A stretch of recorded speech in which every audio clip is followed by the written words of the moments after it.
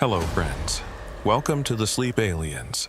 Did you know that nearly 80% of those who watch my videos aren't subscribed? If you enjoy the content, I'd truly appreciate it if you hit that subscribe button. It helps a lot. Also, don't forget to leave a like and share your thoughts in the comments. By the way, where are you watching from? Let me know in the comments. Have you ever wondered what pilots see when they're up there? At 20,000 feet above the ground, isolated in the cockpit, with nothing but darkness and the roar of the engines, most pilots don't talk about it. But some can't forget. This story begins with Ethan Voss, commercial pilot. 15 years of flying experience, spotless record. Never made an emergency landing, never missed a pre-flight check, a man with a clean record. On February 14, 2019, everything changed. Ethan was on a routine cargo flight from Denver to Albuquerque. It was a night flight, takeoff time 11:47 p.m. The aircraft was a Cessna 208 Caravan, a single-engine turboprop, unassuming but reliable. Weather conditions were perfect. The sky was clear, the wind was minimal, and visibility was unlimited. He had flown this route 43 times before. He knew every important point between Colorado and New Mexico, every radio frequency, every potential hazard. But that night, something was different. At exactly 12:23 a.m., Ethan was cruising at 20,000 feet, just passing over the Pikes Peak region. The mountain itself was barely visible in the darkness below, just a massive shadow against the starlit snow. He remembers checking his instruments. Fuel levels normal. Engine temperature normal. Navigation on track. Everything was exactly as it should be. And then he saw it. A light. Stationary. Hovering approximately 3 miles to his east, at what appeared to be the same altitude. Bright white, with a slight blue tinge around the edges. Not moving, just there, suspended in the empty sky above one of Colorado's most prominent peaks. Now, pilots see lights all the time. Aircraft, satellites, atmospheric phenomena. Ethan's first thought was another plane, maybe a charter flight or a private jet. But something felt wrong immediately. The light wasn't blinking. All aircraft are required to have navigation lights. Red on the left wing, green on the right, white on the tail, and strobes that flash. This light had none of that. It was solid, constant, and eerily still. Ethan reached for his radio.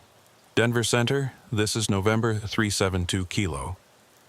Papa, I have traffic at my altitude, approximately 3 miles east of my position. Advising. The response came back within seconds. The voice of Noel Grant, the radar controller on duty that night. November 372 Kilo Papa, Denver Center. We're not showing any traffic in your vicinity. Can you describe what you're seeing? Ethan kept his eyes on the light as he responded. Stationary white light, very bright, appears to be at my altitude or slightly above. No navigation lights visible.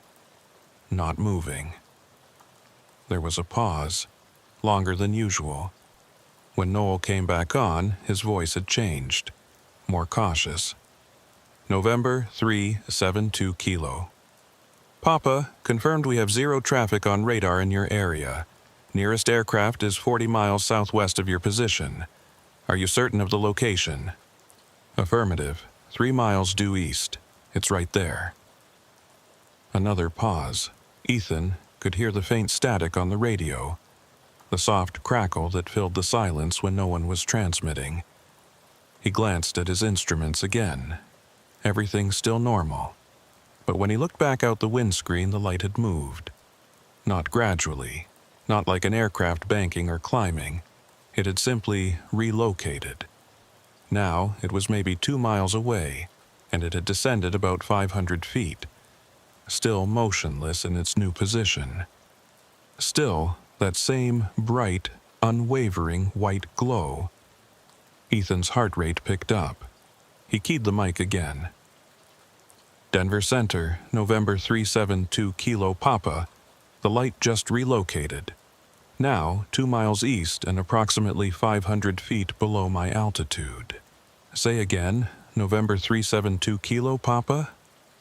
The object moved positions. Instantaneously. I was looking directly at it, and it jumped from one spot to another. Noel's voice came back almost immediately. November 372 Kilo. Papa, can you confirm you're experiencing any equipment malfunctions? Negative. All systems nominal.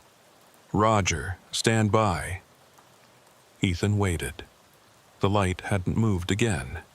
It just hung there 2 miles away, glowing against the darkness.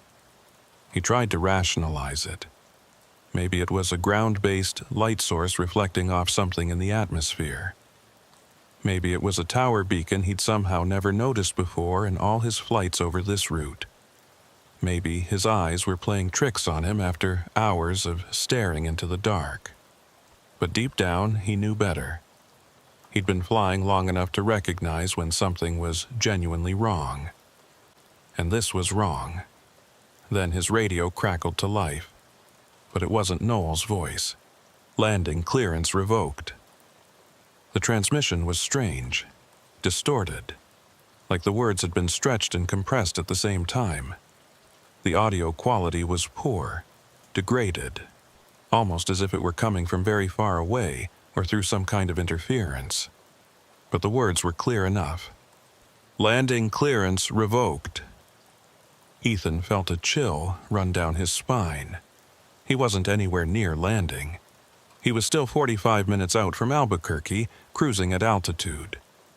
There was no reason anyone would be talking about landing clearances. And the voice didn't sound like any controller he'd ever heard. He pressed the transmit button. Denver Center, November 372 Kilo Papa. Did you just transmit something about landing clearance? Negative. November 372 Kilo. Papa, we have not transmitted anything in the last 30 seconds. I just received a transmission on this frequency, not from you. Another pause. Then Noel's voice came back, and for the first time, Ethan could hear uncertainty in it. November 372 Kilo Papa, you're on an isolated frequency. No other aircraft should be transmitting on this channel. Can you repeat what you heard? The transmission said landing clearance revoked. Said it twice. Copy that. We're going to switch you to a backup frequency. Stand by for the new assignment. But before Noel could give him the new frequency, the radio crackled again. That same distorted voice, clearer this time, but still wrong, still off. Maintain current heading. Landing clearance revoked. Maintain current heading. Ethan didn't respond. He looked out at the light again. It had moved closer, much closer. Less than a mile now, and it was at his exact altitude. He could see details that hadn't been visible before. The light wasn't coming from a single source. It was multiple lights arranged in a pattern. 4 distinct points forming a square, with a 5th brighter light in the center. The outer lights pulsed slowly, in sequence, while the center remained constant. His hands tightened on the yoke. Every instinct was telling him to change course, to put distance between himself and whatever that thing was. But the distorted voice had said maintain current heading. And some part of his brain, some deeply trained pilot's discipline, was telling him to follow instructions, even instructions that didn't make sense. Then the radio went completely dead. No static, no background hum, just silence. Ethan checked the radio panel. Power indicator still lit. Frequency still set correctly. But when he tried to transmit, nothing happened. No response. No confirmation beep. The radio was functioning but not communicating. The lights began to move toward him. Slowly at first, then faster. The 5-point pattern maintained its shape as it closed the distance. Ethan's mind raced through his options. He could dive, drop altitude rapidly, and try to evade. He could turn south, abandon his route, and head for the nearest airfield. He could declare an emergency, though no one would hear it with his radio dead. He chose to dive. Pushing the yoke forward, Ethan put the aircraft into a steep descent. The airspeed indicator climbed rapidly, 200 knots, 220, 240. The altimeter unwound fast, 19,000 feet, 18,000, 17. The engine noise changed pitch as the aircraft accelerated downward. He risked a glance to his right. The lights were following, not just following, pacing him, maintaining the exact same relative position as they had been before the dive. Descending at the same rate, matching his speed perfectly. Impossible. Nothing could match those maneuvers without banking, without showing any visible means of propulsion, without making a sound. And yet there it was, keeping perfect formation with his aircraft as he plummeted through the night sky above the Colorado Rockies. 15,000 feet, 14,000. The ground was coming up fast now. Ethan could see the lights of Colorado Springs in the distance, the urban glow spreading across the landscape. He'd have to pull out of the dive soon or risk getting too low, too fast. 12,000 feet. He began to ease back on the yoke, gradually reducing the descent rate. The aircraft responded smoothly, the nose coming up, the vertical speed decreasing. 10,000 feet. 8,000. The dive slowed, then stopped. Ethan leveled out at 7,500 feet, breathing hard, his hands shaking slightly on the controls. The lights were gone. He scanned the sky frantically, left, right, above, below. Nothing. Just darkness and stars and the distant glow of a civilization. Whatever had been pacing him had vanished the moment he leveled out. His radio crackled back to life. 72 Kilo Papa, Denver Center. Do you read? November 3, 72 Kilo Papa, please respond. Ethan grabbed the mic. Denver Center, November 372 Kilo. Papa, I'm here. I'm okay.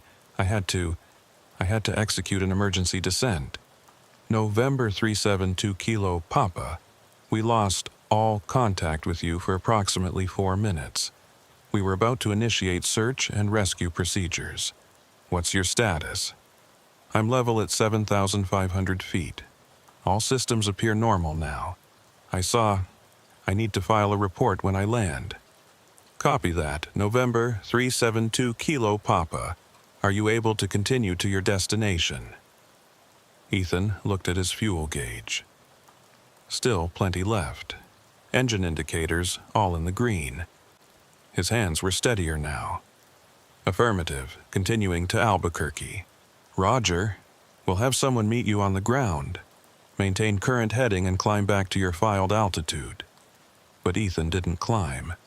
He stayed at 7,500 feet for the rest of the flight, below his assigned altitude, against regulations, not caring about the violation he was committing. He kept his eyes locked on the instruments and refused to look out the window at the darkness beyond. When he landed in Albuquerque at 2:17 a.m., 2 FAA investigators were waiting. They interviewed him for 3 hours.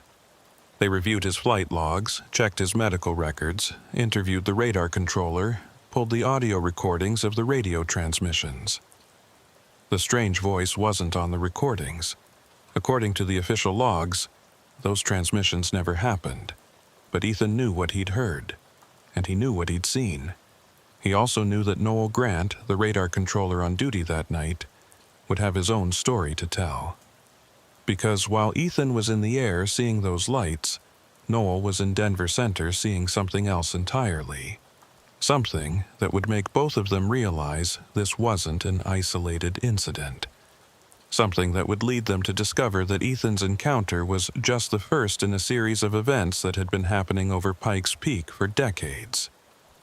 Events that had been carefully documented, meticulously investigated and systematically buried by people who didn't want the public to know what was really going on in the airspace above Colorado's most famous mountain.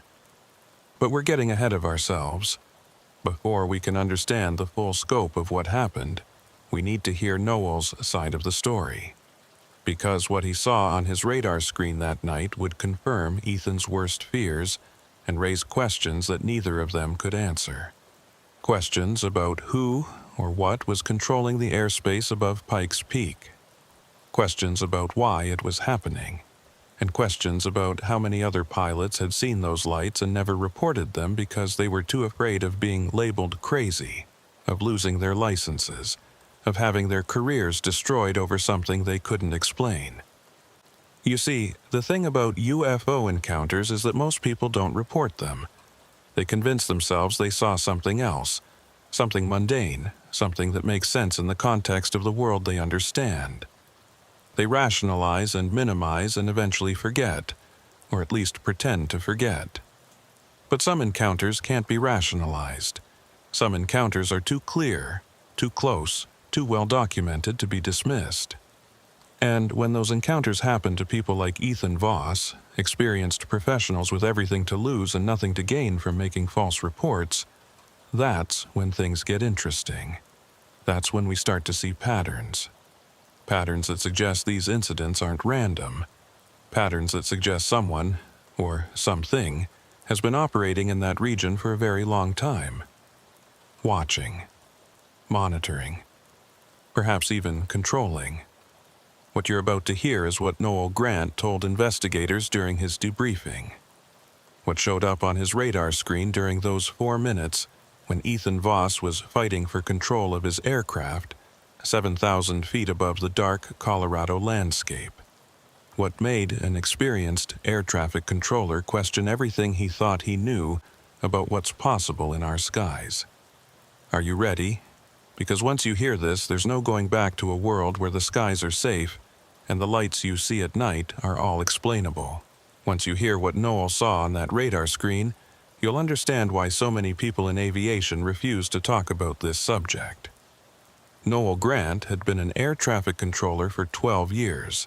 He'd worked at Denver Center for 7 of those years, handling the overnight shift, the graveyard hours when traffic was minimal and the radio chatter was sparse. He liked the quiet. It gave him time to think, to stay sharp, to maintain perfect situational awareness of every aircraft in his sector. He was good at his job. Great, actually. His supervisors consistently rated him in the top 5% of controllers at the facility. He had a reputation for staying calm under pressure, for managing complex traffic situations with precision and clarity. He'd handled emergencies before. Engine failures, medical diversions, lost aircraft, you name it.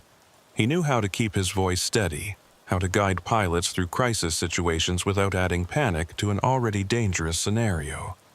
But nothing in his 12 years of experience had prepared him for what happened on February 14, 2019. The shift had started normally. Light traffic, mostly cargo flights, and a few red-eyes carrying passengers between western cities. Noel had 7 aircraft in his sector when Ethan Voss first called in about the light. 7 aircraft, all clearly displayed on his radar screen, all at their assigned altitudes, all following their filed flight plans exactly as expected. When Ethan reported seeing a stationary light at his altitude, Noel's first instinct was to check for Mode C intruders, aircraft flying without proper transponders, showing up on primary radar only. He scanned the scope carefully. Nothing. No primary returns, no unidentified targets, no ghost images. Just the 7 aircraft he was already tracking. He gave Ethan the standard response. No traffic in your vicinity, which was true. According to every instrument in front of him, Ethan's aircraft was alone in that section of sky. But then Ethan called back. The light had moved, jumped positions instantaneously. And that's when Noel noticed something odd on his scope. A faint return, almost too faint to see, appearing and disappearing at irregular intervals. right where Ethan said the light was. Not a normal radar return, not the solid, consistent blip you get from an aircraft's transponder. This was something else, a shimmer, a distortion, like heat waves rising off asphalt in summer, except on a radar screen where heat waves shouldn't exist. Noel leaned closer to his scope. He adjusted the gain, trying to enhance the signal. The shimmer intensified for a moment, resolving briefly into something more solid. And that's when he saw it, a return that shouldn't have been possible.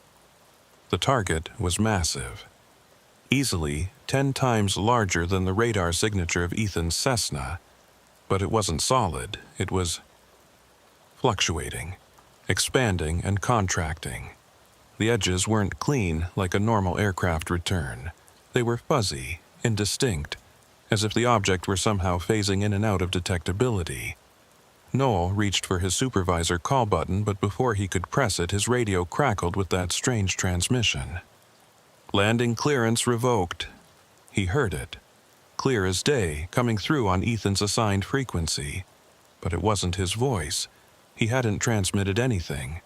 And according to his radio logs, the automatic recording system that captured every transmission made in the facility, nothing had been sent on that frequency for the past 90 seconds.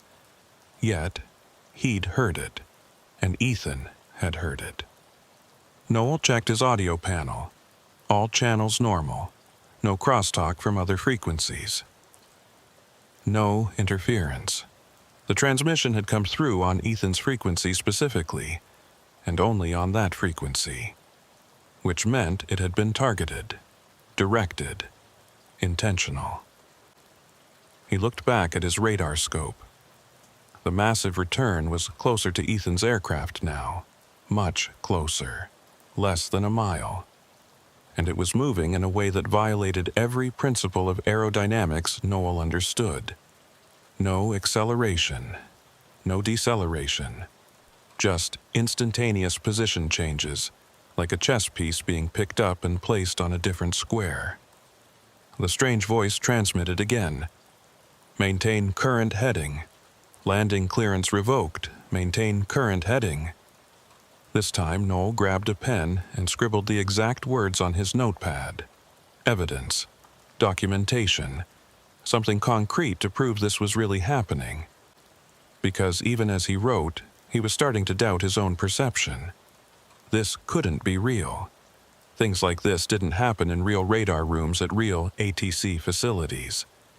Then Ethan's transponder disappeared from his scope. 1 second it was there. November 372 Kilo. Papa squawking 4721. Altitude 20,000 feet. Speed 180 knots. The next second, nothing. No return at all. As if the aircraft had simply ceased to exist. Noel's training kicked in immediately. November 372 Kilo. Papa, Denver Center, do you read? No response. November 372 Kilo. Papa, Denver Center, radio check. Still nothing. His heart rate accelerated. This was every controller's nightmare. Loss of radar contact. Loss of radio contact. An aircraft dropping off the scope with no explanation. He pressed his supervisor call button 3 times rapidly. The emergency signal. His supervisor, Mark Rodriguez, appeared at his station within seconds. What have you got? Lost contact with November 372 Kilo Papa. Transponder dropped off scope, no radio response. Last known position approximately 40 miles northwest of Pueblo. Mark leaned over the scope. Any distress calls? Negative. Normal communications until Noel hesitated. How did he explain this? Until he reported unusual traffic in his vicinity, I wasn't showing any other aircraft in the area. Primary radar? Nothing, but there's something weird on the scope, right where he said the traffic was. Mark stared at the shimmer that was still visible, still fluctuating in that impossible way. His expression changed, hardened. "Have you called this in yet?" "I was just about to—" "Don't!" Mark's voice was flat, final. "Keep trying to raise him on radio. I'll handle notifications." Mark walked away quickly, heading for the supervisor's office. Noel watched him go, confused. Protocol was clear. Loss of radar contact required immediate coordination with adjacent facilities, notification of potentially affected airports, activation of search and rescue procedures. But Mark had told him to just keep trying the radio. Something was wrong. And it wasn't just the disappearing aircraft. Noel kept transmitting. "November 372 Kilo. Papa, Denver Center. Do you read? November 372 Kilo. Papa, please respond." The seconds crawled by. 30 seconds, 60, 90. Still no response. The shimmer on the scope was growing larger, more defined. Noel could almost make out a shape now. Not circular, not rectangular. Something else. Something with too many angles, edges that didn't quite make geometric sense. At exactly 4 minutes after Ethan's transponder had disappeared, it reappeared. Same location. But the altitude readout showed 7,500 feet, 12,000 feet lower than where it had been. And the speed indicator showed a rapid deceleration, as if the aircraft had just pulled out of a steep dive. Noel grabbed his mic. "November 372 Kilo. Papa, Denver Center, do you read?" "Denver Center, November 372 Kilo. Papa, I'm here, I'm okay. I had to execute an emergency descent." The relief in Noel's chest was immediate but short-lived, because even as he was coordinating Ethan's return to controlled flight, even as he was updating the flight plan and arranging for a ground reception at Albuquerque, he was watching that shimmer on his scope. It stayed there for another 6 minutes, hovering, not moving. Then it began to fade, growing fainter, dissolving, until finally it was gone completely, leaving only the normal returns from the other aircraft in his sector. When Mark returned to the operations floor 20 minutes later, his face was pale. He pulled Noel aside, away from the other controllers. "Did anyone else see what you saw on the scope?" "I don't think so. Everyone else was focused on their own sectors." "Good. Here's what's going to happen. You're going to write up your shift report. You're going to document the loss of radar contact with November 372 Kilo Papa and his emergency descent. You're going to mention that the pilot reported unusual lights in his vicinity, but you're not going to mention the anomalous returns you saw on radar. Understood?" "Why not?" Mark looked at him for a long moment.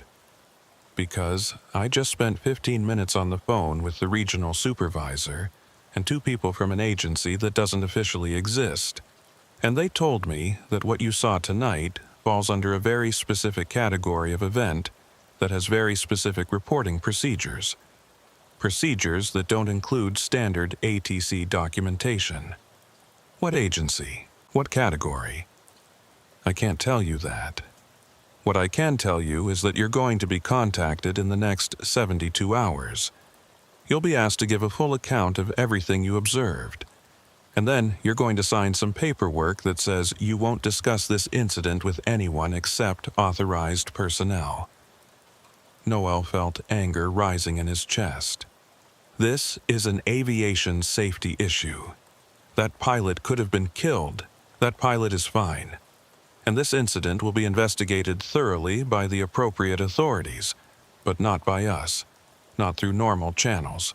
This is bigger than ATC, Noel, bigger than the FAA. "How big?"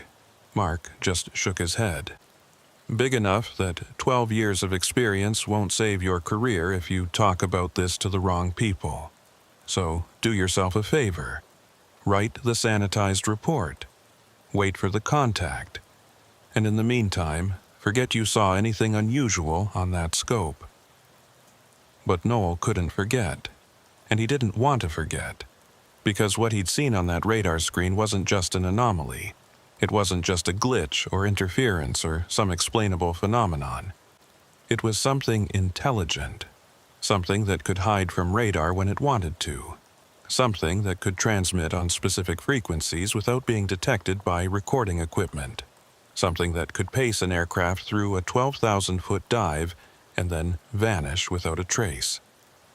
Something that was operating in controlled airspace without authorization, without identification, without any of the normal markers that would allow ATC to track and manage it. And, judging from Mark's reaction, from those phone calls he'd made to people who didn't officially exist, this wasn't the first time it had happened. Over the next 3 days, Noel did exactly what Mark had told him to do. He wrote a sanitized shift report that mentioned unusual lights and a pilot's emergency descent, but nothing about the radar anomalies.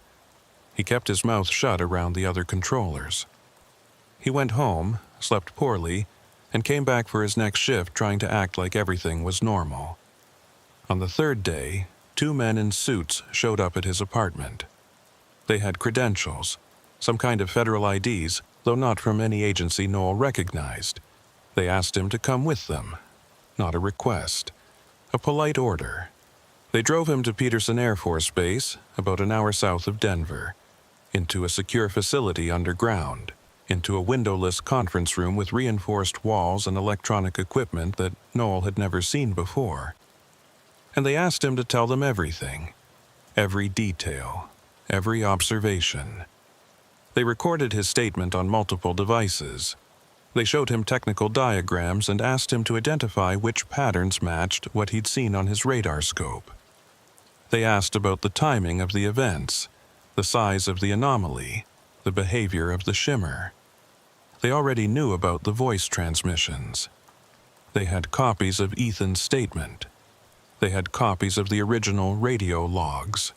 The real logs, not the sanitized versions that the FAA had archived.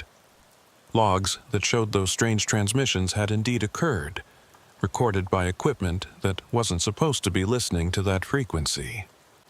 After 4 hours of interrogation, they showed him something that made his blood run cold. A map, covered in pins. Dozens of pins, maybe hundreds, all clustered around the Pikes Peak region. Each pin represented a reported incident. An unexplained radar return, a pilot sighting, a military encounter, radio interference, visual confirmation from ground observers. The incidents dated back to 1952. How many people know about this? Noel asked. The senior investigator, a man who'd introduced himself only as Mr. Matthews, looked at him with tired eyes. More than should, fewer than you'd think.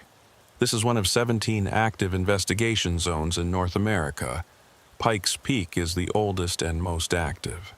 Why Pikes Peak? If we knew that, we wouldn't need to keep investigating.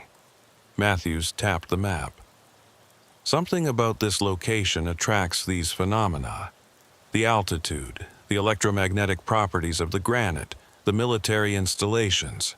We don't know. What we do know is that encounters have been increasing in frequency over the past 5 years. Used to be 2 or 3 incidents per year. Now we're seeing 2 or 3 per month. And nobody's talking about this publicly? Would you believe them if they did? Would the media report it seriously? Or would they mock it, dismiss it, turn it into a joke? Matthews shook his head. We keep it quiet because transparency would cause more problems than it would solve. Mass panic, flight path disruptions, interference with ongoing investigations. But make no mistake, this is being taken seriously at the highest levels. They made Noel sign papers, non-disclosure agreements with teeth, criminal penalties for violations, career destruction clauses, the whole 9 yards. And then they let him go with a warning. If he saw it again, report it immediately through the special contact number they gave him. Don't use normal ATC channels. Don't discuss it with colleagues. Call the number. Noel went back to work the next week. He never mentioned the interview to anyone. He filed his reports exactly as instructed. And every night, when he sat down at his radar scope during the graveyard shift, he watched the airspace above Pikes Peak a little more carefully than before, because now he knew the truth. Those lights that pilots occasionally reported, those weren't balloons or drones or atmospheric phenomena. They were something else. Something that had been operating in that region for 70 years. Something that appeared on radar as impossible shimmers and disappeared the moment anyone got too close. And Ethan Voss's encounter hadn't been unique. It had just been the first one that Noel personally witnessed. The first one that made it impossible for him to dismiss this phenomenon as myth or delusion or mass hysteria. But here's the thing that really haunted Noel. The thing that kept him awake on his nights off, staring at his ceiling, replaying those 4 minutes over and over in his mind. During the interview at Peterson Air Force Base, he'd asked Matthews one question that the investigator had refused to answer directly. Has anyone ever made contact, actually communicated with whatever's creating these phenomena? Matthews had hesitated. Then he'd said something that Noel would never forget. Communication implies mutual understanding. What we've observed suggests that any interaction with these phenomena is entirely on their terms. They choose when to appear. They choose when to engage. And they choose when to let us remember what we've seen. What do you mean, let us remember? Matthews had stood up then, signaling the end of the interview. There are cases, not many, but some, where personnel have reported encounters that don't match any of our documented incidents. Time discrepancies, location inconsistencies, memories that don't align with recorded evidence, as if some encounters are being edited, selectively obscured. That's not possible. 3 years ago, I would have agreed with you. Now? Matthews had opened the door, gesturing for Noel to leave. Now I'm not sure what's possible anymore. Just be glad you remember what you saw that night, Controller Grant, because I suspect that's also a choice they made. Noel never found out what Matthews meant by that. But as the months went by, as he continued working his overnight shifts, he began to understand. Because he started noticing gaps, small discrepancies, moments in the radar logs that didn't quite match his memories. Shifts where he would arrive home exhausted, with no clear recollection of the preceding hours. Nothing dramatic, nothing obvious. Just inconsistencies, little holes in the fabric of his experience that suggested something was wrong with his perception of time. And once you start noticing those gaps, you can't stop seeing them. You start questioning everything. Every memory, every experience, every apparently normal night becomes suspect. That's what happened to Ethan Voss, too. But his story gets even stranger. Because what he experienced that night wasn't the end of his encounters. It was just the beginning. And what happened to him in the months that followed would eventually lead both him and Noel to make contact with someone who'd been investigating these phenomena for longer than either of them had been alive. Someone who'd been collecting evidence, documenting cases, tracking patterns. Someone who'd figured out things about the Pikes Peak incidents that the government didn't want anyone to know. That person was Dr. Sarah Park, former Air Force research scientist, former consultant to multiple aerospace companies, and now a civilian investigator operating completely outside official channels, pursuing answers that the establishment refused to provide. This is where the story gets complicated. This is where the official narrative breaks down and the real investigation begins. Are you still with me? Because what comes next isn't easy to hear. It's not easy to accept. But if you want to understand what's really happening in the skies above Pikes Peak, you need to hear it. Let's continue with the final part. Dr. Sarah Park's involvement in UFO research began 15 years before Ethan Voss's encounter.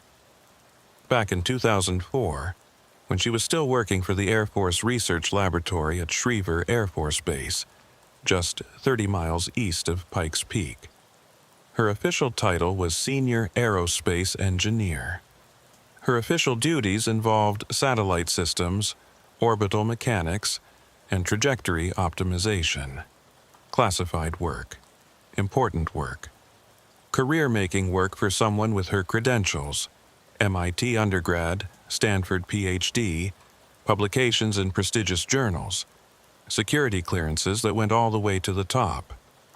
But in 2007, something happened that changed the trajectory of her entire career.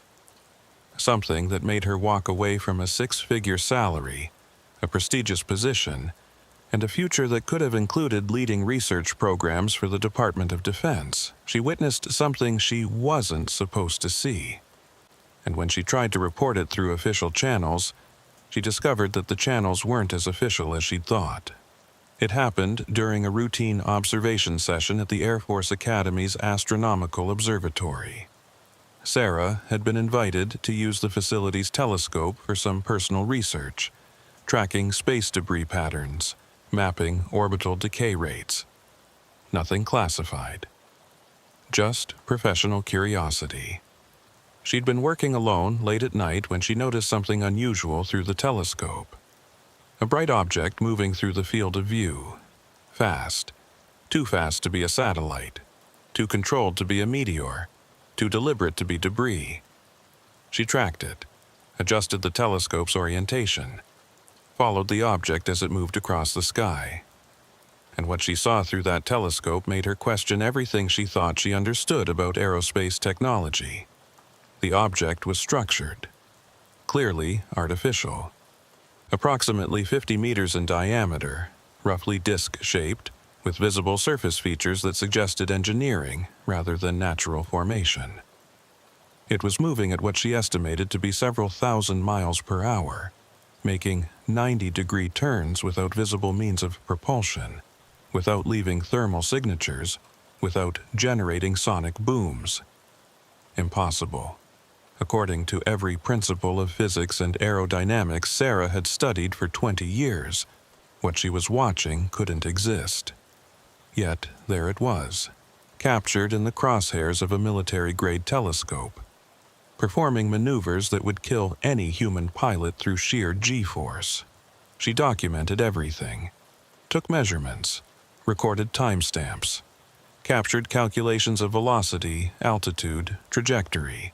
She estimated the object had been traveling at Mach 7 when it executed a 90-degree turn, a maneuver that would generate approximately 150 Gs of lateral acceleration. No human could survive that. No conventional aircraft could withstand those forces. The next morning, she reported her observations to her supervisor. Standard procedure. Any unusual aerial phenomena observed near military installations required immediate reporting. Sarah assumed there would be an investigation, maybe a debrief, perhaps a classification review to ensure she hadn't witnessed some secret test program. Instead, her supervisor told her she'd made a mistake. What she'd seen was a satellite, or maybe a high-altitude balloon, or possibly an optical illusion caused by atmospheric refraction.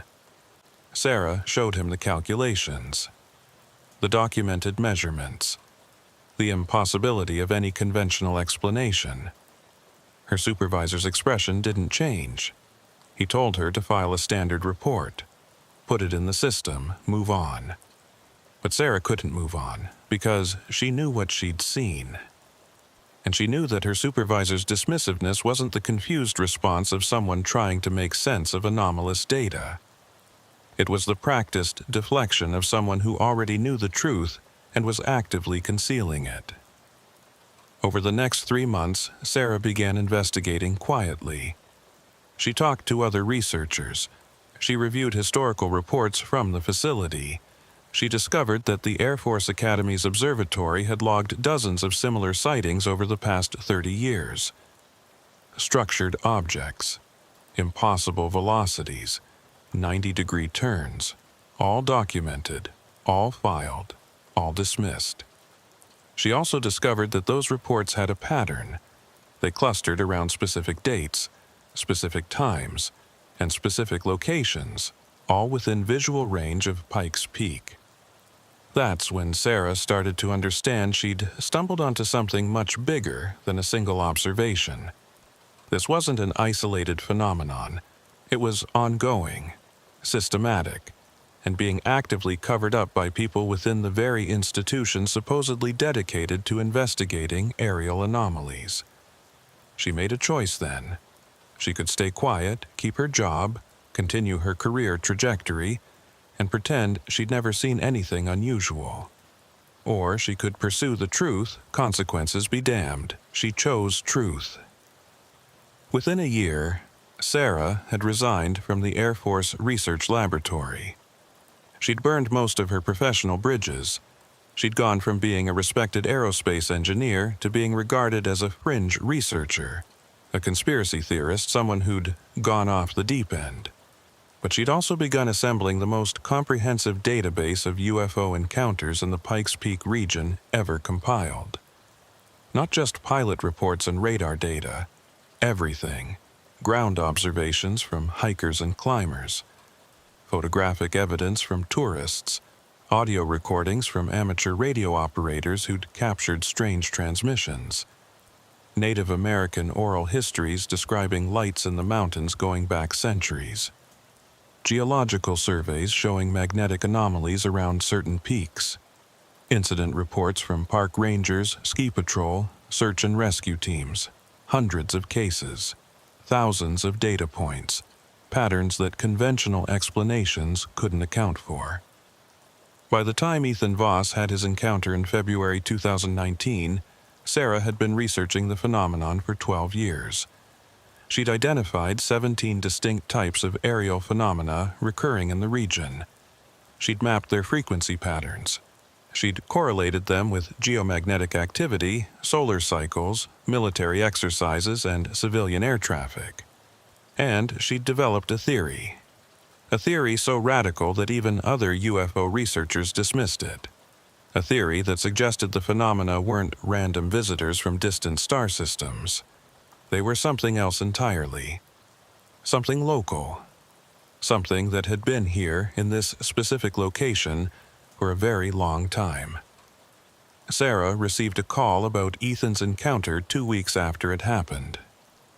The call came from an anonymous source, someone who'd read about her research, someone who'd heard through unofficial channels that she was collecting evidence on Pikes Peak incidents. The source gave her Ethan's name and enough details about the encounter to pique her interest. She tracked Ethan down through public records, called him cold, introduced herself as a private researcher investigating aerial phenomena, asked if he'd be willing to discuss his experience. Ethan almost hung up on her. Another crazy person asking about UFOs. Another conspiracy theorist trying to turn his terrifying experience into fodder for internet forums. But something in Sarah's approach stopped him. She wasn't asking for wild speculation. She was asking for specific technical details. Timestamps, altitudes, flight characteristics, the kind of rigorous documentation that suggested she actually understood aviation. They met at a coffee shop in Colorado Springs 3 days later. Sarah brought her database. Ethan brought his logbook and his reluctance to believe anything beyond conventional explanations. 4 hours later, Ethan was convinced, because Sarah showed him something he hadn't known existed. A pattern. 23 other pilots had reported encounters in that same airspace over the past 15 years. Same location, same altitude range, same descriptions of lights that moved instantaneously, that paced aircraft that disappeared without trace. The encounters are increasing, Sarah told him, spreading printouts across the coffee shop table. Used to be 1 or 2 per year. Now we're seeing multiple per month. And they're getting more aggressive. Aggressive how? Closer approaches, longer durations, more direct interactions. Sarah pulled out a specific report. 3 months ago, A military pilot out of Peterson Air Force Base encountered lights at 18,000 feet. They followed his aircraft for 45 minutes. He tried evasive maneuvers. The lights matched every move perfectly. When he landed, his commanding officer told him to forget what he'd seen. Did he? On paper, yes. In reality, Sarah shook her head. He contacts me every few weeks with new observations. He's not the only one. I have relationships with 17 active-duty military personnel who've witnessed these phenomena and are documenting them outside official channels. Ethan looked at the reports spread across the table.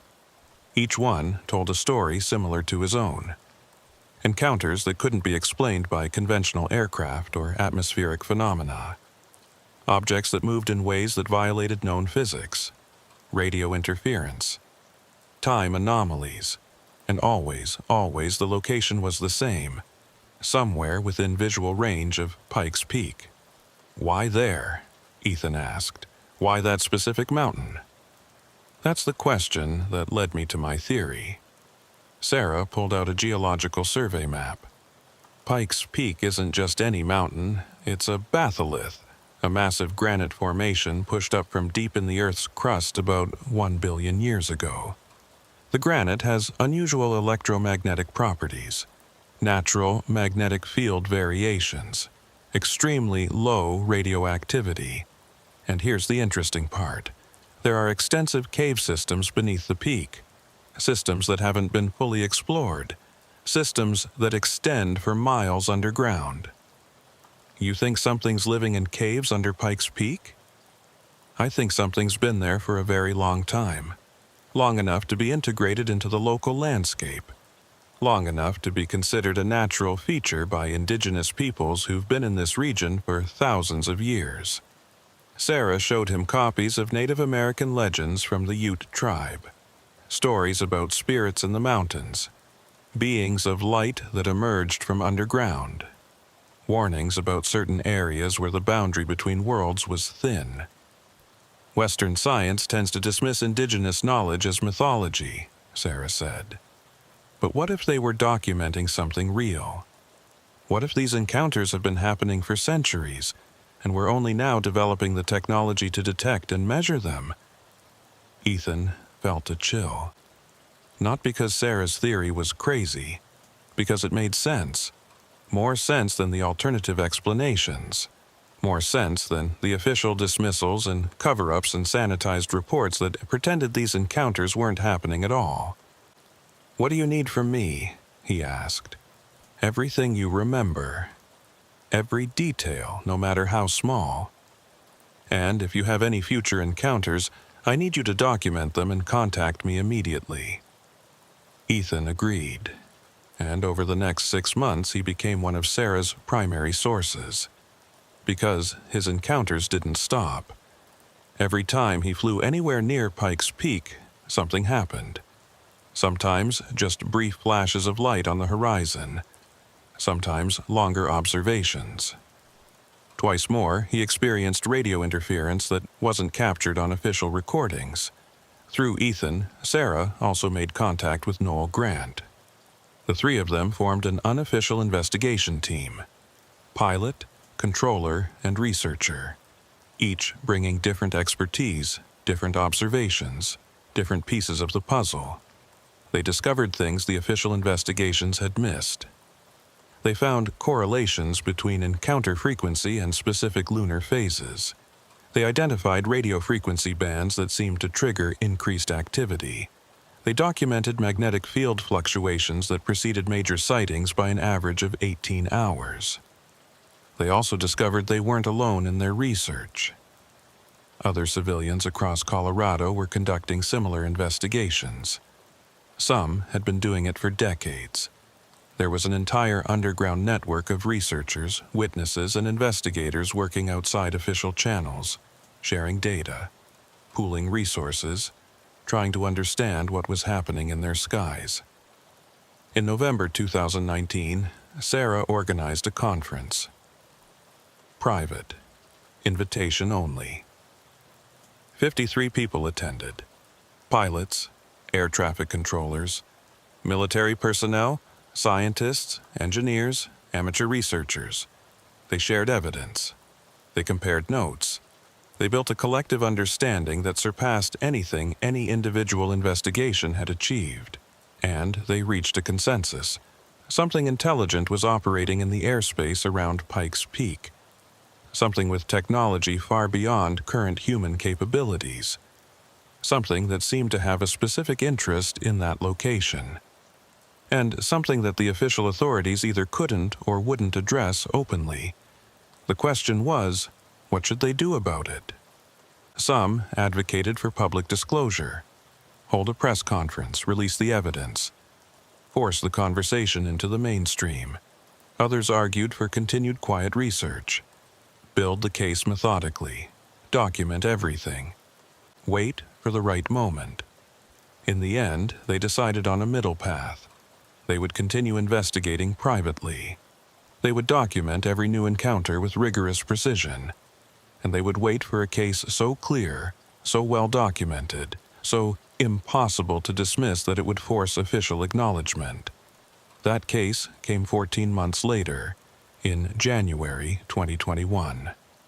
Not involving Ethan or Noel directly, but someone they'd been working with through Sarah's network. A forest ranger named Marcus Johnson who'd been stationed in the Pikes Peak backcountry for 8 years. Marcus had witnessed multiple encounters over the years. But what happened on the night of January 23, 2021, was different. Because this time, he wasn't alone. He was leading a group of 12 hikers on a guided winter trek. Professional nature photographers, people with high-end camera equipment, people who documented everything. They were camping at 11,500 feet, about 2 miles below the summit when the lights appeared. Not distant flickers, not ambiguous glows on the horizon. Massive, structured objects hovering less than 100 yards away. Close enough to see surface details. Close enough to hear a low-frequency hum that made their bones vibrate. The photographers captured everything. Multiple angles, multiple cameras, high-resolution stills and 4K video. 13 witnesses, all recording simultaneously, all seeing exactly the same thing. Structured craft. Lights in geometric patterns. Movement that defied conventional physics. And this time, the recordings weren't confiscated or suppressed, because the witnesses were civilians with no military or government connections. Private citizens with their own equipment, their own networks, their own ability to distribute evidence through channels that couldn't be controlled by official sources. Within 48 hours, the footage was online. Within a week, it had millions of views. Within a month, major media outlets were covering the story. Not as a joke, not as a curiosity, but as a legitimate mystery that demanded serious investigation. The official response was predictable. Dismiss, deflect, offer conventional explanations, suggest the witnesses were mistaken, the footage was misidentified drone activity, the whole incident was exaggerated. But this time, the dismissals didn't work, because the evidence was too clear.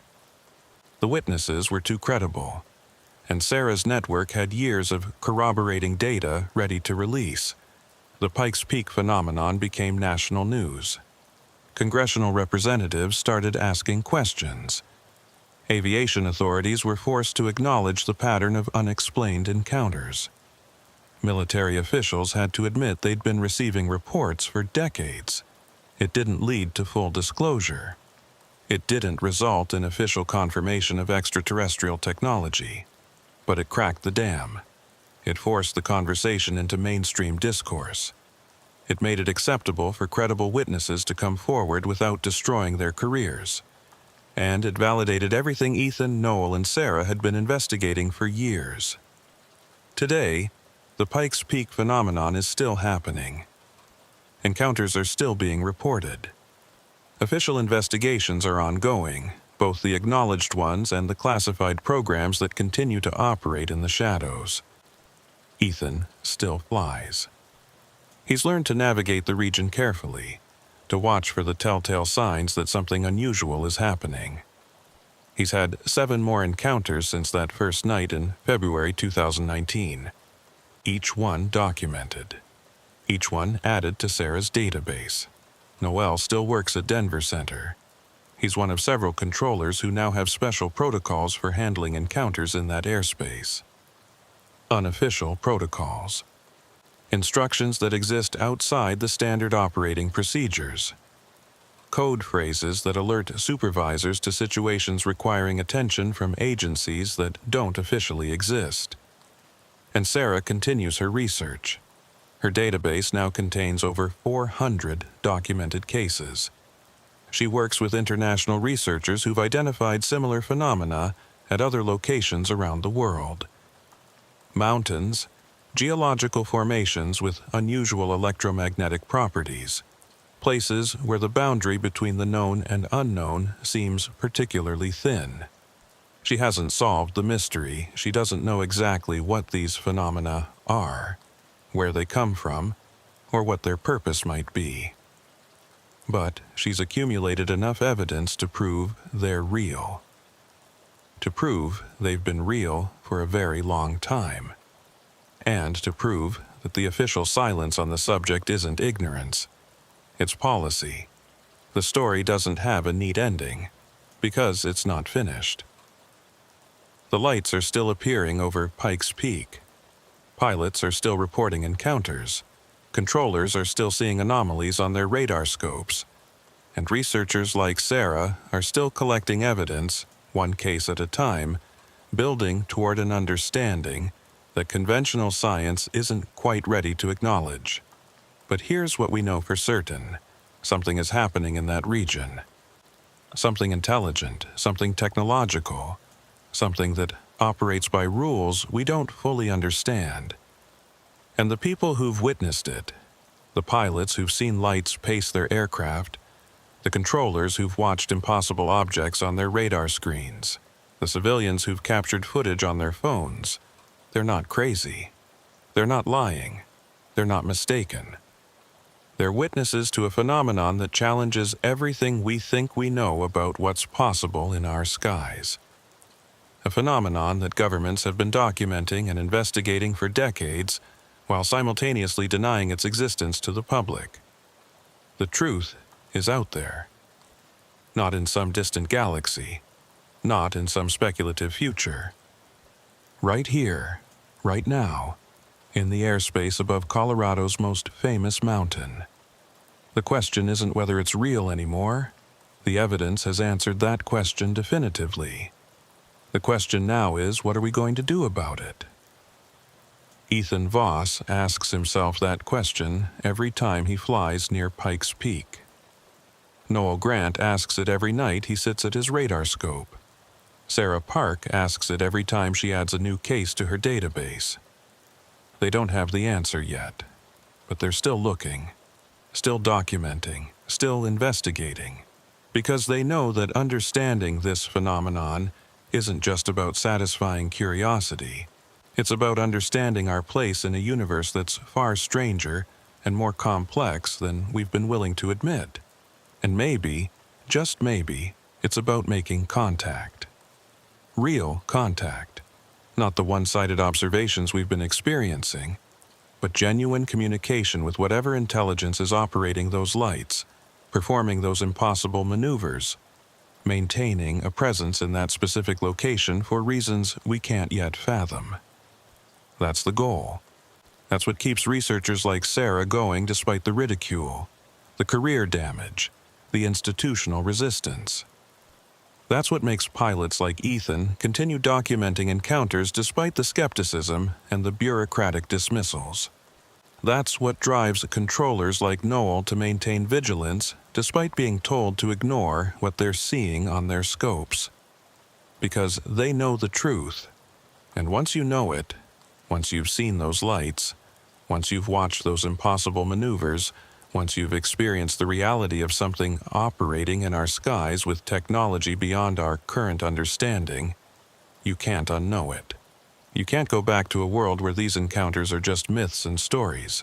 where UFOs are just material for late-night comedy routines, where credible witnesses are dismissed as cranks and attention seekers. You can't unsee the lights over Pikes Peak. And maybe that's the point.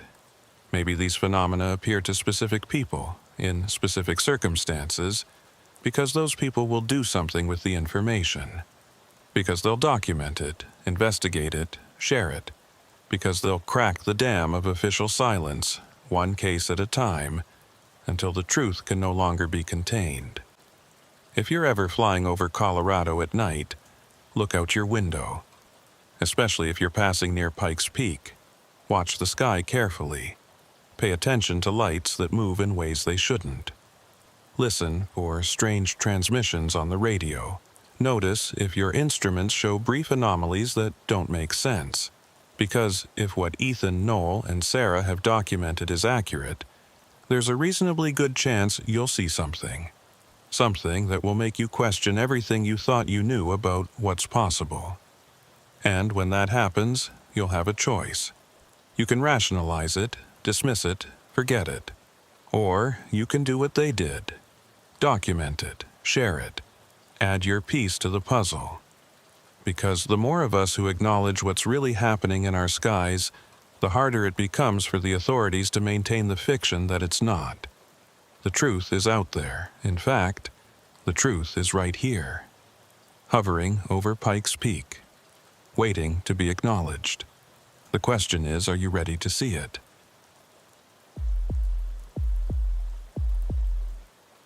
You ever watch security footage from your own workplace?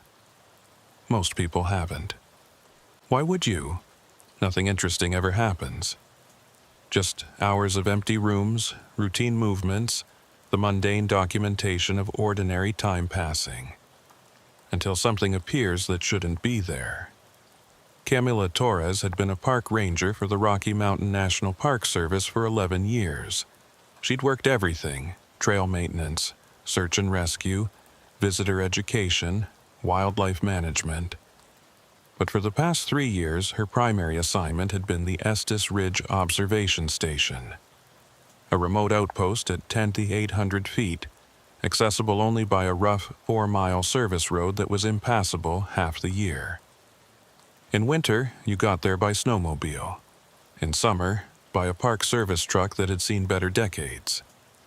The station itself was small, 2 rooms, one for equipment, weather monitoring instruments, radio gear, emergency supplies, one for the ranger on duty, a desk, a cot, a wood stove, and a wall of windows facing west toward the Continental Divide.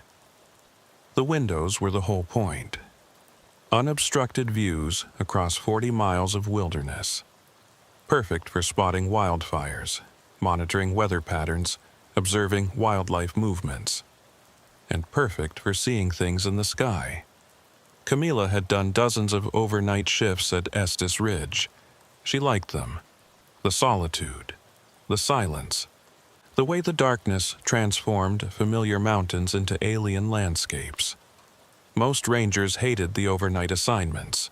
Too isolating, too cold, too boring, but Camila found them peaceful. 8 hours alone with her thoughts, her audiobooks, and the vast Colorado night. On March 8, 2020, she drove up to the station at 9:47 p.m. for a routine overnight observation shift. Standard protocol. Check the instruments. Record weather data every 2 hours. Monitor the radio for any emergency calls. Watch for unusual activity. Smoke, unauthorized vehicles, anything that might require ranger response. The weather was clear. Temperature 22 degrees Fahrenheit. Wind calm. Cloud cover 0. One of those crystalline mountain nights where you can see every star, where the Milky Way sprawls across the sky like a physical thing, where the darkness is so complete it feels textured. Camila set up for the night exactly as she always did. Started a fire in the wood stove, brewed coffee, pulled out her tablet loaded with the audiobook she was currently listening to, a thriller about corporate espionage that was keeping her entertained on these long shifts.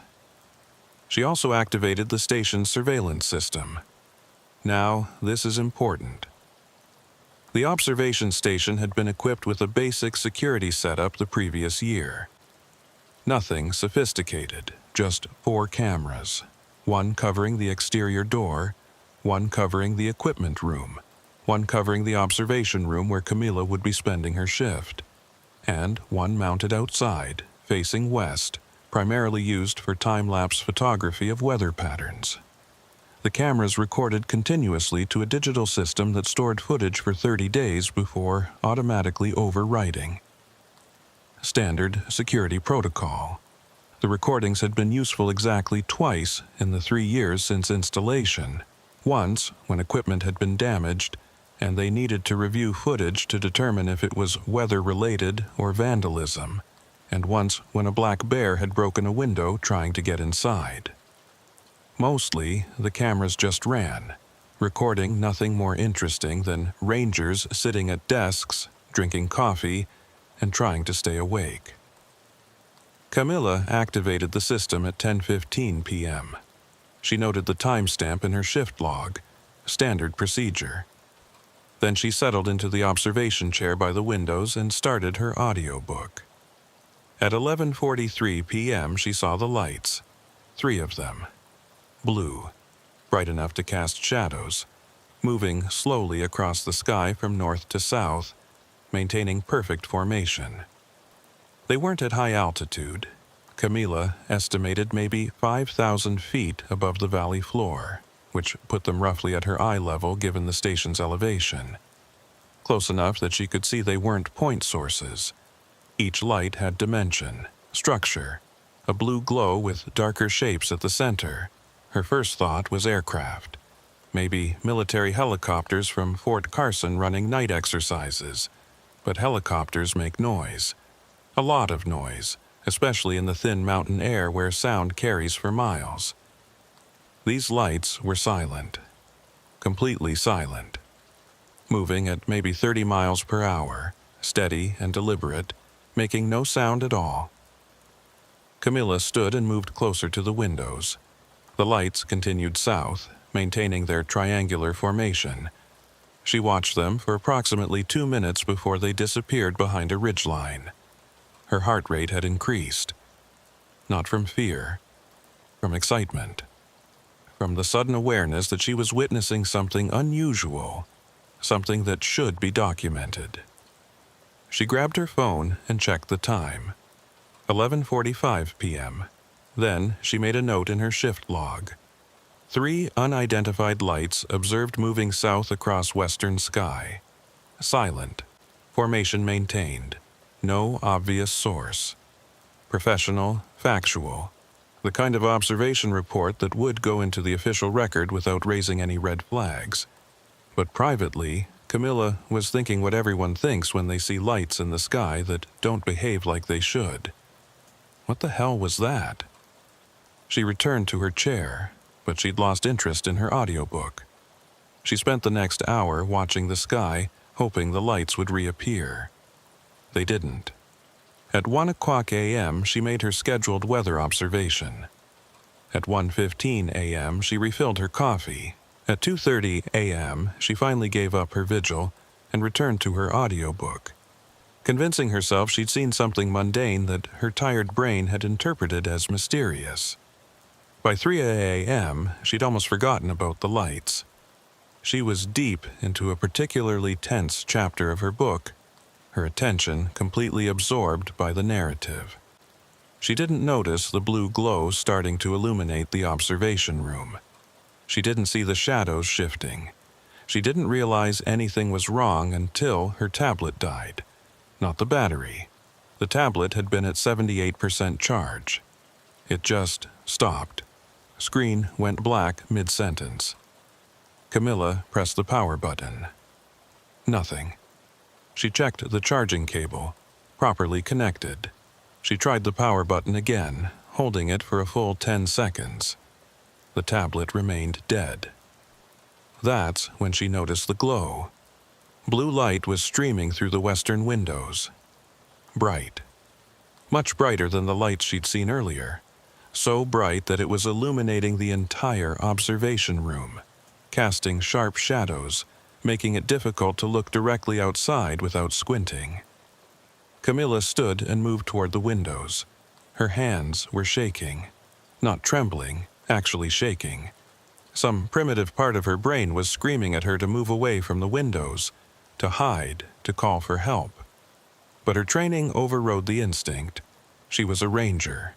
Her job was to observe and document. So she looked. The light was coming from directly in front of the station. Maybe 200 yards away, hovering at approximately the same elevation as the observation room, which meant it was suspended over a steep ravine that dropped 1,000 feet to the valley floor. 3 lights again, but now arranged in a vertical line instead of a triangle. The bottom light was the source of the blue glow flooding the room. The upper 2 lights were dimmer, pulsing slowly. Camilla's mind raced through possible explanations. Drones.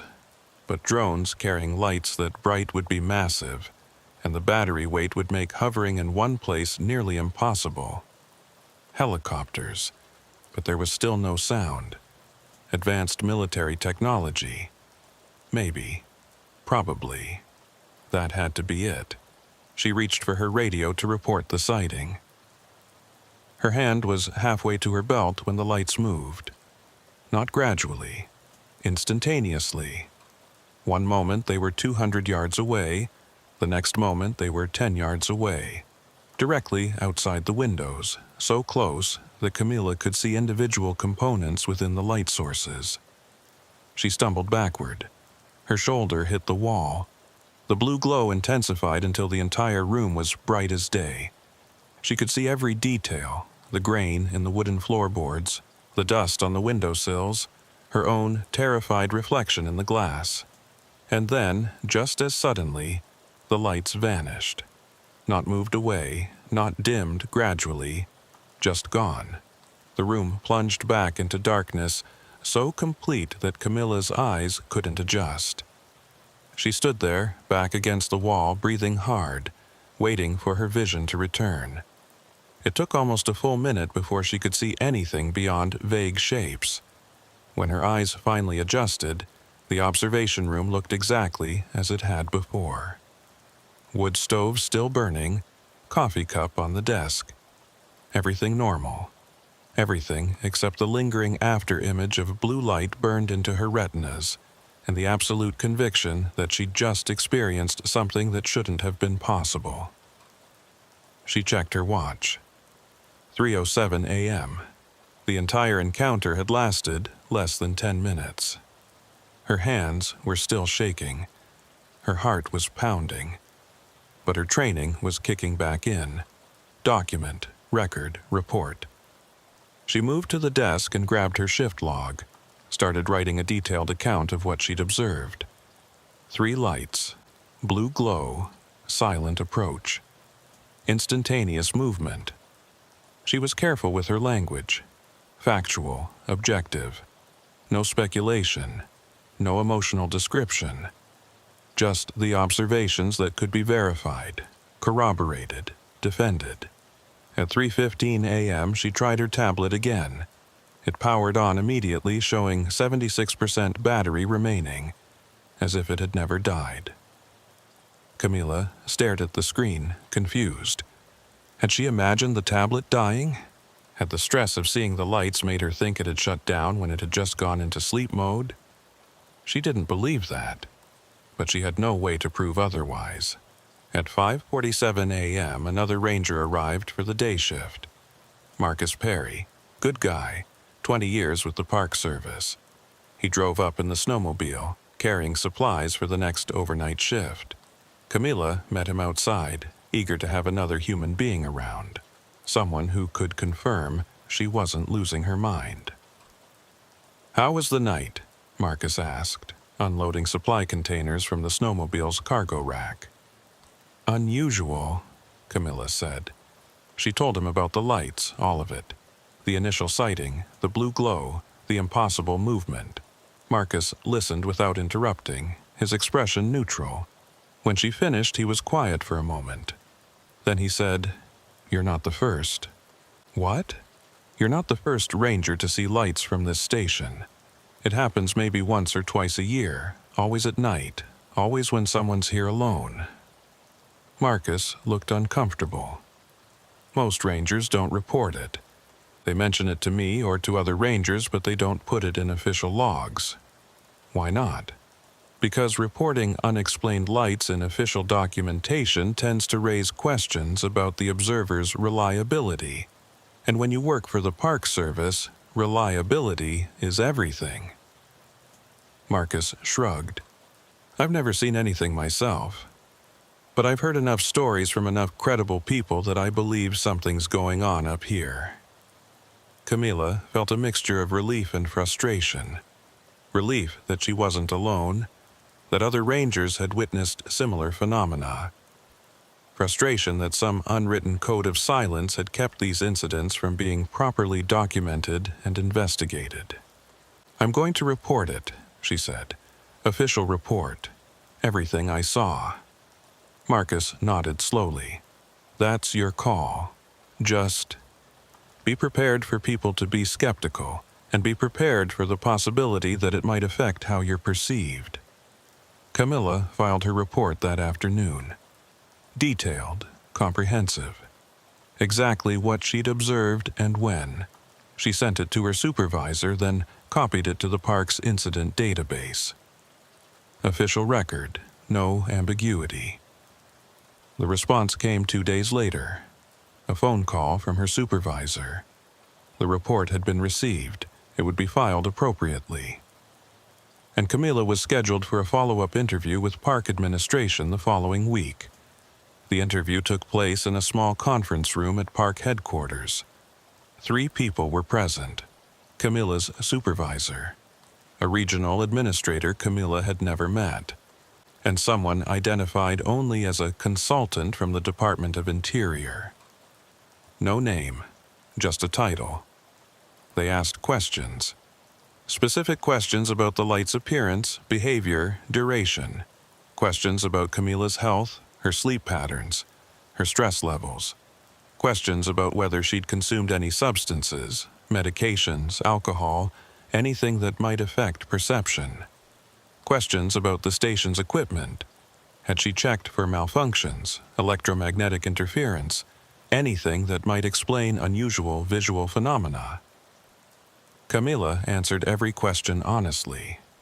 No, she hadn't been drinking. No, she wasn't on any medications. Yes, she'd checked the equipment. Everything functioning normally. Yes, she was certain about what she'd observed. The consultant took extensive notes.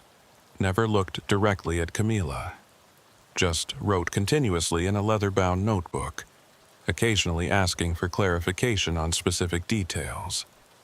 When the interview ended after 90 minutes, Camilla was told her report would be reviewed and she'd be contacted if any further information was needed. She never heard from them again. Her report disappeared into the bureaucratic machinery. No follow-up, no investigation. No acknowledgement that anything unusual had occurred. But Camilla couldn't forget. The experience stayed with her. The memory of those lights. The blue glow. The way they'd moved with impossible speed. The certainty that she'd witnessed something beyond conventional explanation. She went back to Estes Ridge for her next scheduled overnight shift 3 weeks later. March 29th. Same routine, same procedures. She activated the surveillance system at 10:22 p.m., noted it in her log, and settled in for another quiet night. Nothing unusual happened. No lights, no anomalies. Just a normal overnight observation shift. She completed her weather recordings, monitored the radio, watched the stars slowly wheel across the sky. At 6 a.m., the relief ranger arrived, and Camilla headed home. Tired, but unremarkably so. It wasn't until 2 days later that everything changed. April 1st, 2020. Camilla was at home, reviewing her shift logs from the past month, routine administrative work, making sure all her documentation was complete and properly formatted. She decided to check the surveillance footage from her most recent shift at Estes Ridge. Partly out of curiosity, partly because she wanted to see if the cameras had captured anything she might have missed during her first encounter with the lights. She accessed the Park Service's digital storage system through her work laptop, found the footage from March 29th, 8 hours of recording from all 4 cameras. She started with the exterior west-facing camera, the one that would have captured any unusual activity in the sky. The footage was exactly what she expected. 8 hours of darkness, occasionally interrupted by the slow movement of stars across the frame. Nothing unusual. Nothing that warranted further review. Then she opened the footage from the observation room interior camera. The first hour was normal. Camilla, visible in the frame, sitting at the desk, occasionally standing to check equipment or refill her coffee. Standard overnight ranger activities, nothing noteworthy. At the 3:47 a.m. timestamp, something changed. The camera's field of view included most of the observation room. Camilla was visible in the right portion of the frame, sitting in the observation chair, apparently reading on her tablet. The wood stove glowed in the lower left. The windows were dark behind her. Then, for exactly 1 second, the frame changed. Instead of the observation room, the camera showed a close-up of Camilla's face. Not a different camera angle. Not a zoomed view from the same perspective. A completely different image, as if the camera had teleported directly in front of her face. Close enough to see individual pores in her skin. Close enough to count her eyelashes. Close enough to see the reflection of something blue in her pupils. 1 second. Then the view snapped back to the normal wide angle of the observation room, with Camilla still sitting in her chair, apparently unaware that anything unusual had happened. Camilla stared at the screen, backed up the footage, watched it again. The transition was instantaneous. No gradual zoom, no camera movement, just a sudden 1 second insertion of a completely different image. She checked the timestamp. 3:47:23 a.m. She checked her shift log from that night. At 3:47 a.m. she'd been reading her tablet. She'd been alone in the observation room. There had been no camera malfunction. No one had been there with a second camera. She'd been by herself the entire shift. So how had that image gotten into the surveillance footage? Camilla's hands were shaking again. The same physical response she'd had during her encounter with the lights 3 weeks earlier. Because this wasn't just an anomaly. This wasn't a technical glitch or a corrupted file or an explainable malfunction. This was impossible. You can't accidentally record a close-up of someone's face from a camera that's mounted on a wall 12 feet away. You can't insert a single second of different footage into a continuous recording without leaving obvious signs of editing. And you certainly can't capture an image that shows the subject unaware of being filmed from 6 inches away when they were alone the entire time. She backed up the footage frame by frame. The transition was clean. No artifacts. No compression errors. No signs of digital manipulation. One frame showed the observation room. The next frame showed her face. The frame after that showed the observation room again. She checked the other camera feeds from that exact timestamp. Exterior door camera, normal. Equipment room camera, normal. Exterior west-facing camera, normal. Only the observation room camera showed the anomaly. Camilla closed her laptop. Stood up. Paced around her living room. She needed to think clearly. She needed to approach this logically. There had to be an explanation. Camera malfunction. Possible. But the rest of the footage was perfectly normal, and the anomalous frame was perfectly clear. No signs of technical failure. Digital corruption. Possible. But the image quality was too high, too clean. Corruption creates noise, pixelation, obvious artifacts. Someone edited the footage. Possible. But who would have access, and why would they insert a single second of footage that would only be noticed by someone reviewing the recordings frame by frame? Or something else had accessed the camera, something that could manipulate the recording system, something that could capture images impossible for the camera to physically record. Camilla didn't want to believe that explanation, but she couldn't dismiss it. Not after what she'd seen 3 weeks earlier. Not after experiencing lights that moved impossibly, that generated brightness far beyond conventional sources, that appeared and disappeared without trace. She opened her laptop again, went back to the March 8th footage, the night she'd witnessed the lights. She'd never reviewed that footage before. She'd filed her report immediately after the incident, then moved on, assuming the cameras would have captured nothing useful since the lights had been outside the station. She was wrong. The footage from March 8th showed something. Not the lights themselves. They'd been beyond the camera's field of view, but it showed the blue glow flooding the observation room. It showed Camilla standing at the windows, looking out, her silhouette sharp against the brilliant illumination. And it showed something else. Something Camilla hadn't noticed during the encounter itself. At the 3:04:17 timestamp, for exactly 1 second, the interior camera footage changed. Just like in the March 29th recording. 1 second of different footage inserted into the continuous recording. But this time it wasn't a close-up of Camilla's face. It was a view from outside the station, looking in through the windows, showing Camilla from an exterior perspective that should have been impossible for the interior camera to capture. The exterior west-facing camera was aimed west. This image was looking east into the observation room, as if something had been hovering outside the windows, filming through the glass, and somehow that footage had been inserted into the interior camera's recording. Camilla felt cold. Not the physical cold of mountain air, the deeper cold of profound disorientation, of reality behaving in ways that shouldn't be possible. She needed to report this, needed to show someone else, needed confirmation that she wasn't misinterpreting the footage, that these anomalies were really there, that she wasn't experiencing some kind of technical confusion or perceptual error. She needed Brody Lane. Brody was the Park Service's regional technical specialist, based out of Boulder, responsible for maintaining the surveillance systems, radio equipment, and digital infrastructure for all the observation stations in the region. Camilla had worked with him several times over the years when equipment needed maintenance or troubleshooting.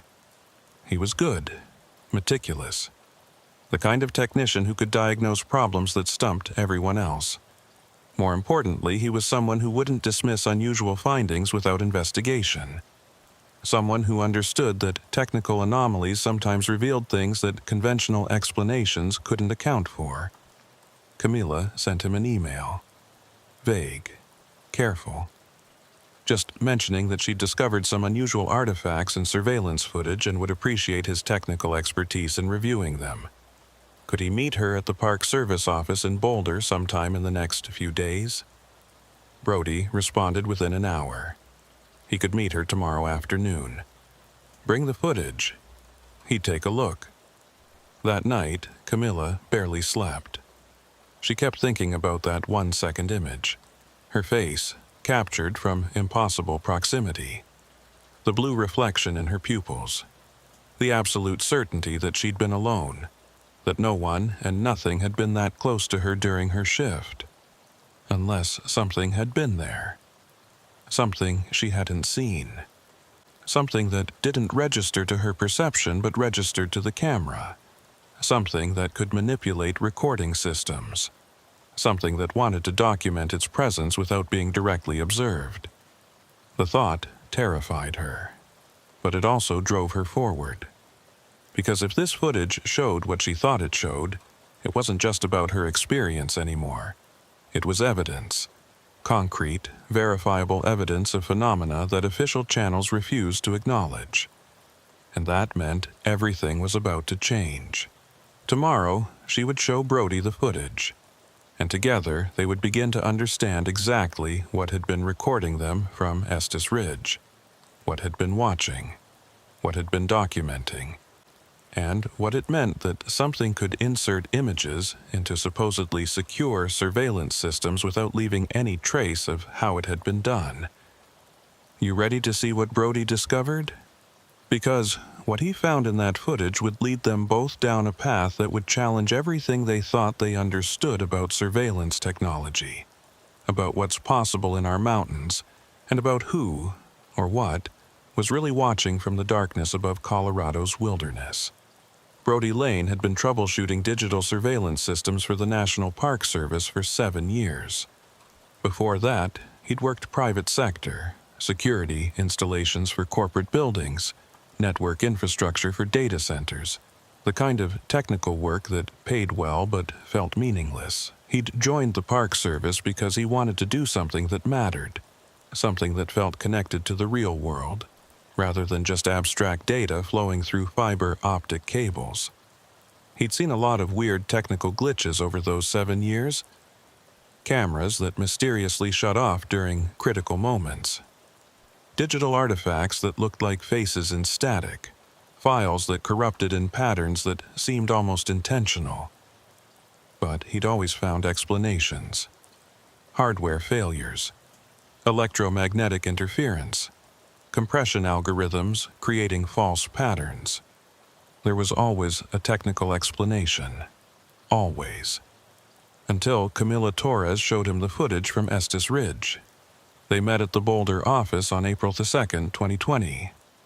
The building was mostly empty. COVID-19 protocols had sent most staff to remote work.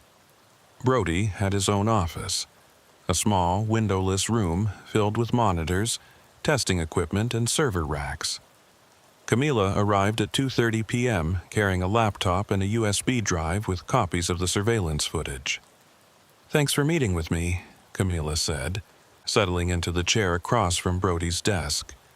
"I know this is probably a waste of your time, but there's something in this footage I can't explain." Brody had heard that before. Rangers saw all kinds of things in remote stations. Wildlife creating shadows that looked strange on camera. Weather phenomena generating unusual light effects. People misinterpreting normal technical behavior as anomalous. 9 times out of 10, he could explain the mystery within 5 minutes of looking at the footage. "Let's see what you've got," he said. Camila opened her laptop and pulled up the March 29th footage. "This is from my overnight shift at Estes Ridge 3 days ago. Interior observation room camera. Everything's normal until this timestamp."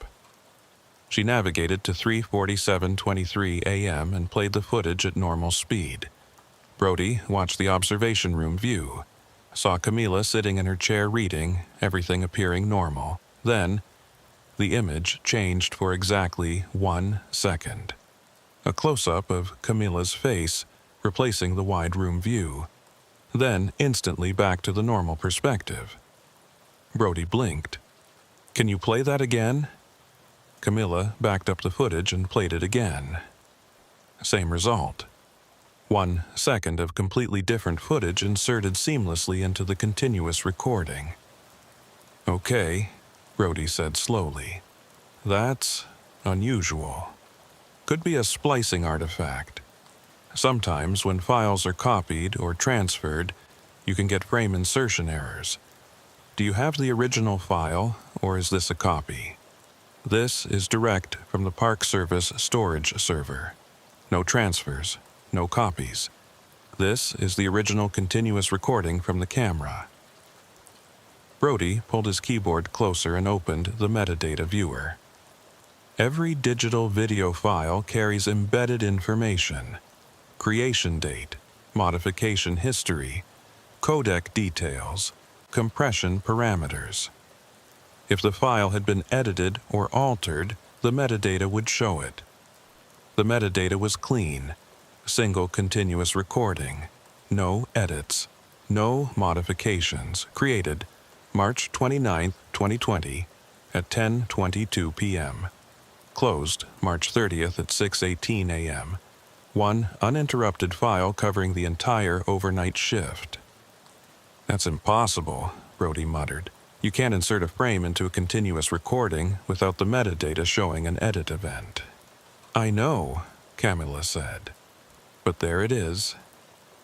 Brody scrubbed through the footage frame by frame. The transition was instantaneous. Frame 4024, normal room view. Frame 4025, close-up face view. Frame 4026, back to normal room view. No compression artifacts, no signs of digital manipulation, just a clean, impossible transition. He leaned back in his chair. This is either the most sophisticated video editing I've ever seen, edit so clean that it leaves no trace in the metadata, or what? Or the camera somehow recorded something it physically couldn't record, which is impossible. Brody looked at the close-up frame again. Perfect focus. Perfect exposure. That's not a zoomed image from the wide angle.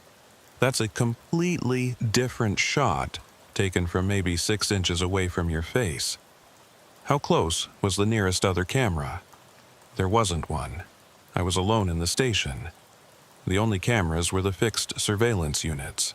Brody pulled up the technical specifications for the Estes Ridge camera system. 4-axis IP cameras. Fixed lenses. No pan-tilt zoom capability. The interior observation room camera had a 90-degree horizontal field of view from a wall-mounted position 12 feet from where Camilla had been sitting. Getting a close-up like the one in the footage would require physically moving a camera to within inches of her face. You said you were alone? Completely alone, I'm certain.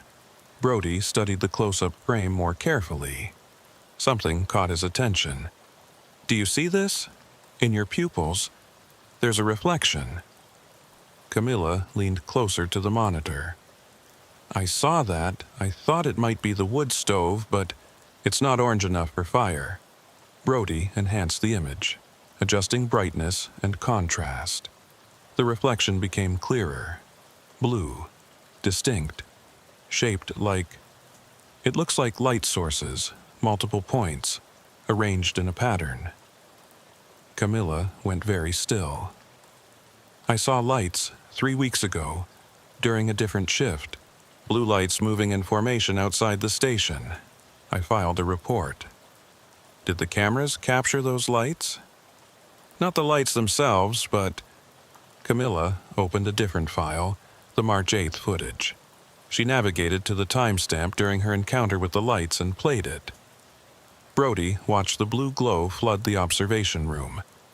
Watched Camilla standing at the windows. Then he saw it. The same 1-second anomaly. Different footage inserted into the continuous recording. This time showing an exterior view looking into the observation room. There, Camilla said, pausing on the anomalous frame. That shouldn't be possible either. The exterior camera faces west. This view is looking east through the windows. Brody felt something shift in his understanding. This wasn't a random technical glitch. This was a pattern. 2 separate incidents. 2 separate recordings. Both showing impossible camera angles inserted into the footage during periods when unusual phenomena were occurring. I need to see the raw files, he said. Direct from the camera storage system. And I need to examine the camera hardware itself. When's your next shift at Estes Ridge? I'm not scheduled for another 2 weeks. Can you request an earlier assignment? I need to inspect that camera while the equipment's fresh, before any routine maintenance or updates might change something. Camilla nodded. I'll talk to my supervisor today. Over the next 3 days, Brody couldn't stop thinking about the footage. He reviewed it dozens of times. He analyzed the frames using every diagnostic tool he had access to. He compared the anomalous images to known examples of video editing, compression artifacts, and camera malfunctions. Nothing matched. The insertions were too clean, too perfect, too impossible. He also started digging into the history of the Estes Ridge Observation Station. How long had it been operating? Had there been any previous reports of technical anomalies? Had other rangers mentioned unusual experiences? The station had been built in 1987, upgraded several times, new equipment, better insulation, improved communication systems. The current camera setup had been installed in March 2019. Before that, there had been a different surveillance system, and before that, nothing. The station had operated without security cameras for its first 30 years. Brody contacted the technician who'd installed the current system, asked if there had been any unusual issues during installation or subsequent maintenance. The technician mentioned one thing. During the initial setup, the interior observation room camera had repeatedly lost connection. They'd replaced the camera twice before getting a unit that maintained stable connectivity. The connection drops had no obvious technical cause. Good signal strength, proper wiring, no environmental interference. They'd just written it off as bad units from the manufacturer. Interesting, but not conclusive. On April 7th, Camilla called Brody. "I got approval for a maintenance shift day after tomorrow. Can you meet me there?" "Absolutely. I'll bring full diagnostic equipment." They arranged to meet at the Estes Ridge Station at 10 a.m. on April 9th. Brody spent the intervening time preparing. He assembled a kit of testing instruments, signal analyzers, electromagnetic field detectors, network monitoring tools, everything he might need to thoroughly examine the surveillance system. The drive up to Estes Ridge took 2 hours from Boulder. The service road was in better condition than Brody expected. Early spring meant the snow had melted enough to make the route passable by truck. He arrived at the station at 9:53 a.m. Camilla was already there, unlocking the equipment room. "Thanks for doing this," she said. "I know it's probably overkill for a technical glitch, but—" "It's not a technical glitch," Brody said. "I've been reviewing that footage for a week. Whatever caused those insertions, it's not any normal camera malfunction or editing artifact I've ever encountered." They went inside. The station was cold, despite the spring weather. High altitude meant temperatures stayed near freezing, even when the valleys below were warming. Brody set up his equipment in the observation room while Camilla started a fire in the wood stove. First, he examined the camera itself. Axis P3245VE. Good unit. Standard commercial IP camera used in thousands of surveillance installations. He removed it from its wall mount and inspected the housing. No signs of tampering, no unauthorized access. The seals were intact. The screws showed no tool marks beyond the original installation. He connected his laptop directly to the camera using an Ethernet cable, bypassing the network. Pulled the diagnostic logs. The camera had been operating continuously since installation with no significant errors. Normal firmware. Normal operation parameters. One notation stood out. On March 8th at 3:04 a.m. and on March 29th at 3:47 a.m., the camera had logged brief external signal detection events.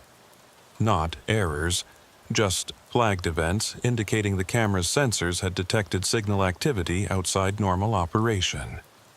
"What does that mean?" Camilla asked, looking over his shoulder at the diagnostic readout. "These cameras have sensors that detect electromagnetic interference. Radio signals, cellular transmissions, anything that might affect video quality. When they detect activity above normal background levels, they log it." Brody highlighted the timestamps. These match exactly when the anomalous frames appeared in the footage. So something was generating electromagnetic signals at those exact moments. Seems like it, but... Brody frowned at the readings. "The signal strength levels are weird. they're incredibly high, way beyond what you'd get from a radio or a cell phone. These readings suggest signal strength equivalent to being directly next to a broadcast transmitter. Could that cause the camera to malfunction? To record images that aren't there? Not like this. EM interference usually causes static, pixelation, corrupted frames, not clean insertions of completely different images.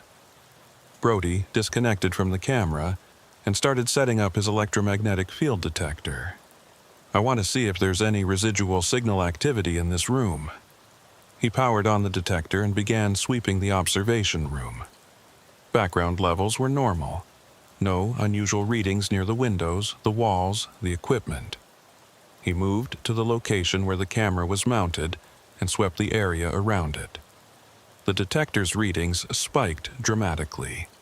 Not just above normal, orders of magnitude above normal, as if a powerful transmitter were currently active right at that location, despite nothing being visibly present. "That's impossible," Brody said, staring at the detector's display. "These readings suggest active electromagnetic emissions equivalent to a cell tower broadcasting at full power from this specific spot on the wall." Camilla moved closer. "But there's nothing here, just the camera mount." "I know." Brody moved the detector away from the wall. The readings dropped immediately to background levels. Moved it back to the camera location. The reading spiked again. "It's like there's a source of EM radiation embedded in this exact location, but only detectable when you're measuring this precise spot." He spent the next hour conducting more tests. Every measurement pointed to the same conclusion. Something at the camera location was generating powerful electromagnetic signals, but only in a highly localized area. Move 6 inches in any direction, and the readings dropped to normal. "I've never seen anything like this," Brody admitted. "This type of signal pattern doesn't match any known source, not radio, not cellular, not Wi-Fi, not any broadcast technology I'm familiar with." "What about the nights when I saw the lights?" Camilla asked. "Did your instruments register anything then?" "I wasn't here then, but..." Brody thought for a moment.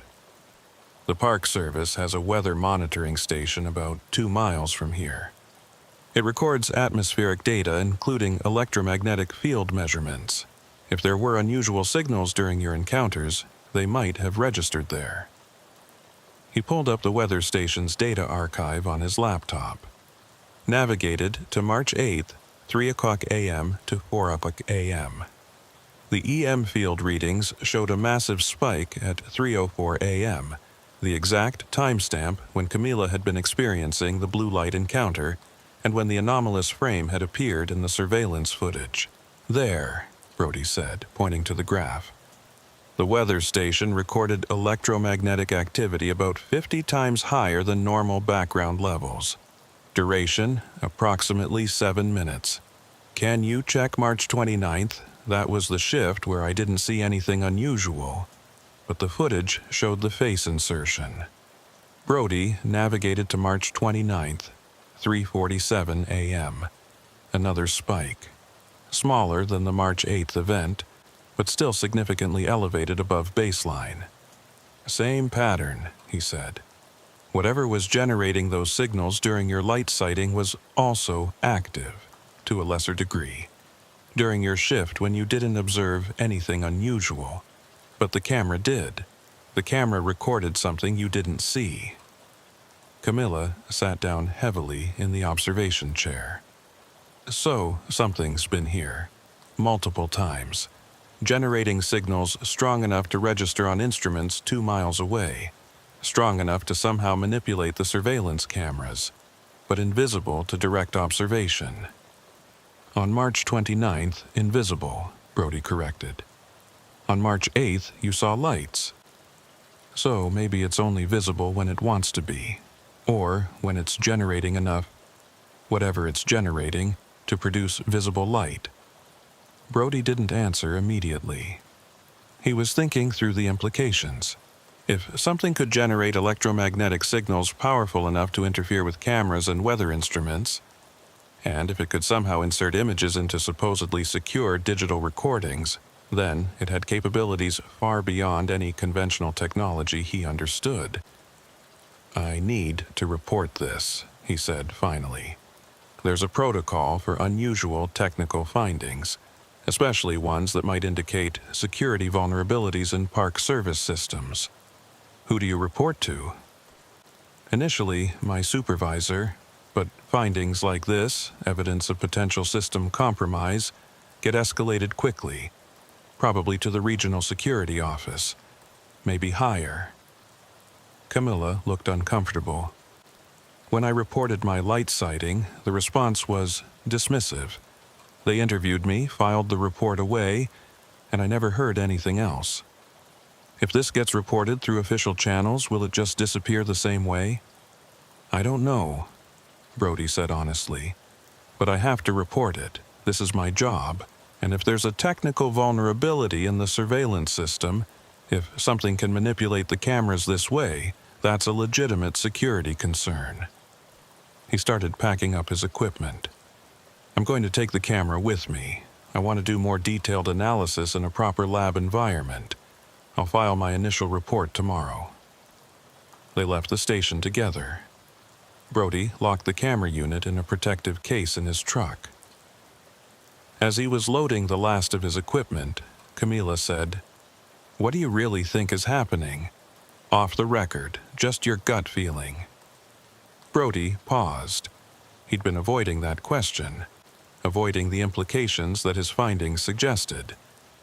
But standing there on the ridge, looking out at the vast wilderness stretching in every direction, he couldn't deny what the evidence was telling him. "I think something's been watching this location. Something with technology we don't understand. Something that can interact with our surveillance systems in ways that shouldn't be possible. And I think," he hesitated, "I think when you were here on March 29th, when that close-up of your face appeared in the footage, something was right there with you. Close enough to capture that image. Close enough to be 6 inches from your face, and you never saw it." Camilla's expression didn't change. "I know. I've been thinking the same thing. I was alone, but I wasn't alone." They drove down from the ridge in separate vehicles. Brody kept thinking about that close-up frame. The perfect focus. The reflection in Camilla's pupils. The certainty that she'd been alone, and the evidence that proved otherwise. Whatever had been in that observation room with her, it had wanted to document its presence. It had inserted proof of its proximity into the surveillance footage. Not an accident, not a technical glitch, a deliberate act of demonstration. "Look," the evidence said, "we were here. We were close, and you never knew." The question was why? Why reveal their presence through manipulated surveillance footage? Why insert images that would only be discovered if someone reviewed the recordings carefully? Why not just delete the evidence entirely? Or why make themselves visible during the encounter? Brody couldn't answer those questions. But he knew someone who might be able to. Someone who'd been researching similar phenomena for years. Someone who'd documented cases of electronic manipulation associated with unexplained aerial phenomena. Dr. Sarah Park, the same researcher who'd been investigating the Pikes Peak incidents. The civilian scientist who'd walked away from a prestigious career to pursue answers that establishment institutions refused to address. Brody had heard about her work. He'd never contacted her before. Hadn't wanted to associate himself with what some considered fringe research. But now, with the evidence from Estes Ridge, he was reconsidering. Because if anyone could help him understand what he'd found, it would be someone who'd been studying these patterns for years. He sent her an email that night. Brief. Professional. Mentioned that he was a Park Service technician who'd discovered unusual anomalies in surveillance footage that might be relevant to her research. asked if she'd be willing to consult on the findings. Sarah responded within hours. She could meet him in Boulder the next day, bring the footage, bring the camera, bring all documentation of the electromagnetic readings, and that's how Brody Lane and Camila Torres joined the unofficial network of researchers investigating Colorado's aerial phenomena. That's how they discovered that the Estes Ridge incidents weren't isolated. That's how they learned that similar patterns, surveillance manipulation, electromagnetic anomalies, impossible images inserted into digital recordings, had been documented at 17 other locations across Colorado and Wyoming over the past 12 years. But learning they weren't alone in witnessing these phenomena brought its own kind of terror. Because if the pattern was this widespread, if these incidents had been happening for over a decade, and if official authorities had been systematically dismissing or suppressing the evidence, then the implications were staggering. Something was operating across the Rocky Mountain region with sophisticated technology and apparent impunity. Something that could manipulate our observation systems, document our activities, and remain essentially invisible to conventional detection. And whatever it was, it had been doing this for a long time. The question wasn't whether these phenomena were real. The evidence made that undeniable. The question was, what were they documenting? What were they watching for? And what did it mean that they were getting closer? Close enough to be inches from rangers' faces in remote observation stations, close enough to insert their presence into our digital records. Are you ready to hear what Sarah Park told them? Because what she revealed about the broader pattern of surveillance manipulation would make them both realize that Camila's encounter wasn't unique. It was part of a systematic effort spanning years, involving dozens of witnesses, and pointing to a conclusion that would challenge everything they thought they understood about who was really watching Colorado's wilderness from the darkness. Dr. Sarah Park's office wasn't what Brody expected. No laboratory equipment, no technical instruments, just a converted garage apartment in Boulder filled with filing cabinets, computer equipment, and walls covered in maps and photographs. But the organization was impressive.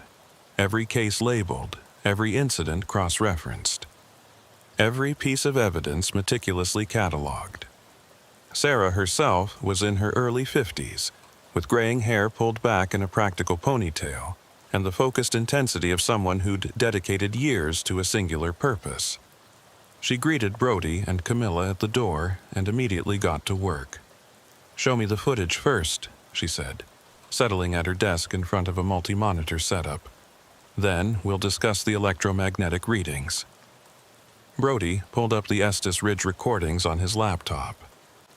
Sarah watched both anomalous sequences, the March 8th exterior view and the March 29th close-up, without commenting. When the footage ended, she sat back and was quiet for a long moment. "You checked the metadata?" she finally asked. "Thoroughly. No signs of editing or file manipulation.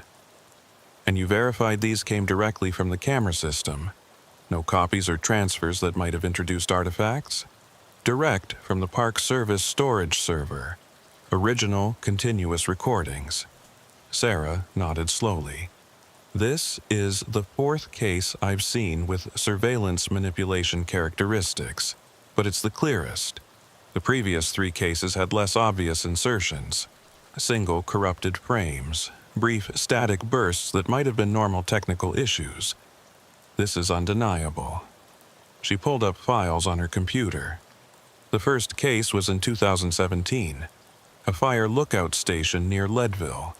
The observer reported seeing lights, and when he reviewed the surveillance footage the next day, there was a 1-second insertion showing his own back from an angle the camera couldn't have captured. He reported it to the Forest Service. They told him it was a camera malfunction. The second case was in 2018, weather monitoring station in Wyoming. Unmanned facility with automated cameras. The footage showed brief insertions of impossible angles during a period when electromagnetic anomalies were recorded by the station's instruments. The anomalies were attributed to solar activity. The third case was last year.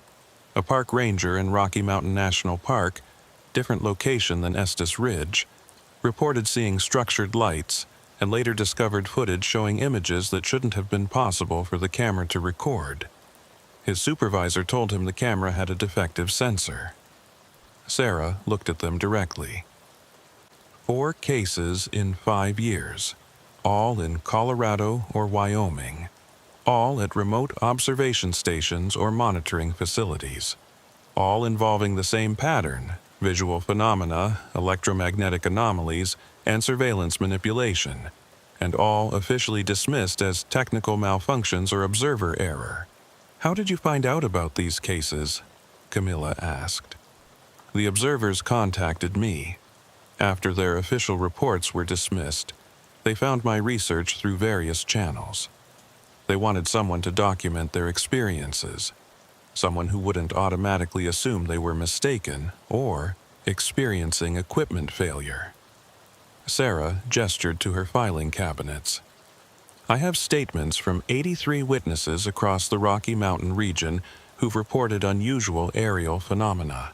Of those, 17 specifically mentioned subsequent discovery of anomalies in recording equipment, cameras, audio recorders, even smartphones. The pattern is consistent." Brody felt a chill. "So, this has been happening for years?"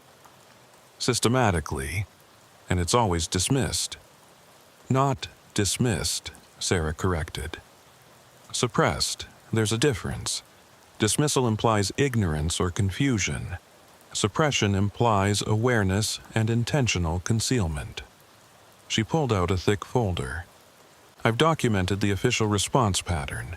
Witnesses are interviewed, evidence is collected, reports are filed, and then nothing. No follow-up, no investigation, no acknowledgement. The reports go into the system and disappear."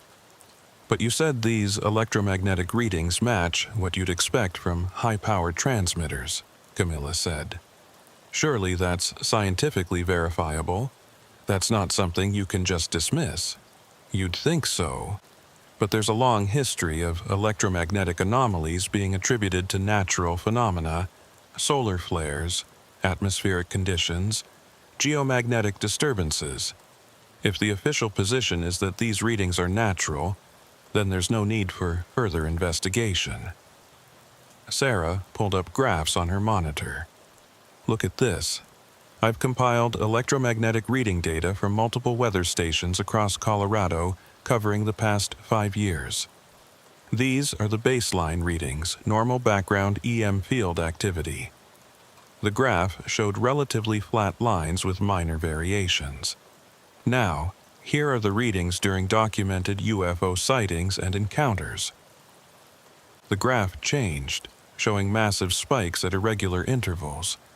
Spikes that were orders of magnitude larger than baseline readings.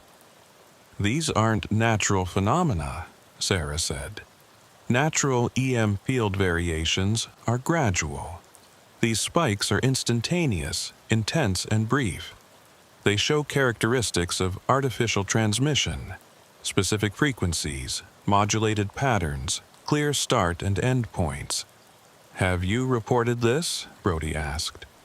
"Multiple times. To the FAA, to NOAA, to various research institutions. The response is always the same. Interesting data. Requires further study. We'll look into it. Then nothing happens. The data gets filed away. No further study is conducted. No conclusions are published." Sarah closed the graphs and pulled up a map of Colorado. Red pins marked locations across the state. "These are documented encounter sites from the past 10 years. The density is highest in the Central Rockies, the mountains between Denver and the western slope. Notice the pattern?" Brody studied the map. The pins weren't random. They clustered around specific areas: high-elevation observation points, remote monitoring stations, wilderness areas with limited human presence. "They're concentrating on areas with surveillance infrastructure," he said slowly. places where our monitoring equipment is watching. Exactly, Sarah confirmed. Whatever these phenomena are, they seem particularly interested in locations where we're observing. Fire lookouts, weather stations, park observation posts, places where we've set up cameras and sensors to watch the wilderness. And they're interacting with that surveillance infrastructure in ways we can't explain. Camilla looked uncomfortable. You're saying they're studying our observation systems? Learning how we watch? That's one hypothesis. Another is that they're demonstrating their capabilities, showing us that they can manipulate our recording systems, that our surveillance technology is transparent to them, that we can't document their activities without them being aware of it. Sarah paused. Or possibly both, study and demonstration combined. She pulled up the close-up frame from the March 29th footage. This image is particularly significant. It's not just an impossible camera angle. It's intimate, personal. Someone or something was 6 inches from your face, Camila, close enough to count your eyelashes. And you never saw it, never felt it, never had any awareness of its presence. That's not accidental. That's deliberate demonstration of capability. The room was silent for a moment. Brody broke it. What's the electromagnetic signature? The specific characteristics of these signal spikes? Sarah pulled up technical data.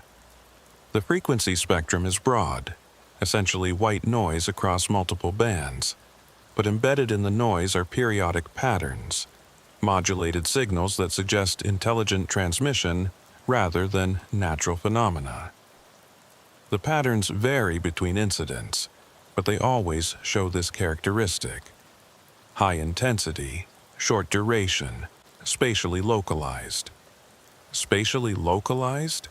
The signals are incredibly focused.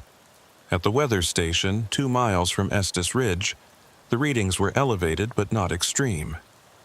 But at the observation station itself, where you measured the EM field at the camera location, the intensity was massive.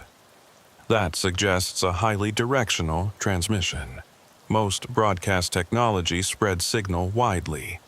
This concentrates it. Brody thought about his measurements at Estes Ridge. The readings that spiked dramatically at the camera mount but dropped to normal 6 inches away. Like a beam. Targeted at specific equipment. Precisely. And that level of focusing requires sophisticated technology.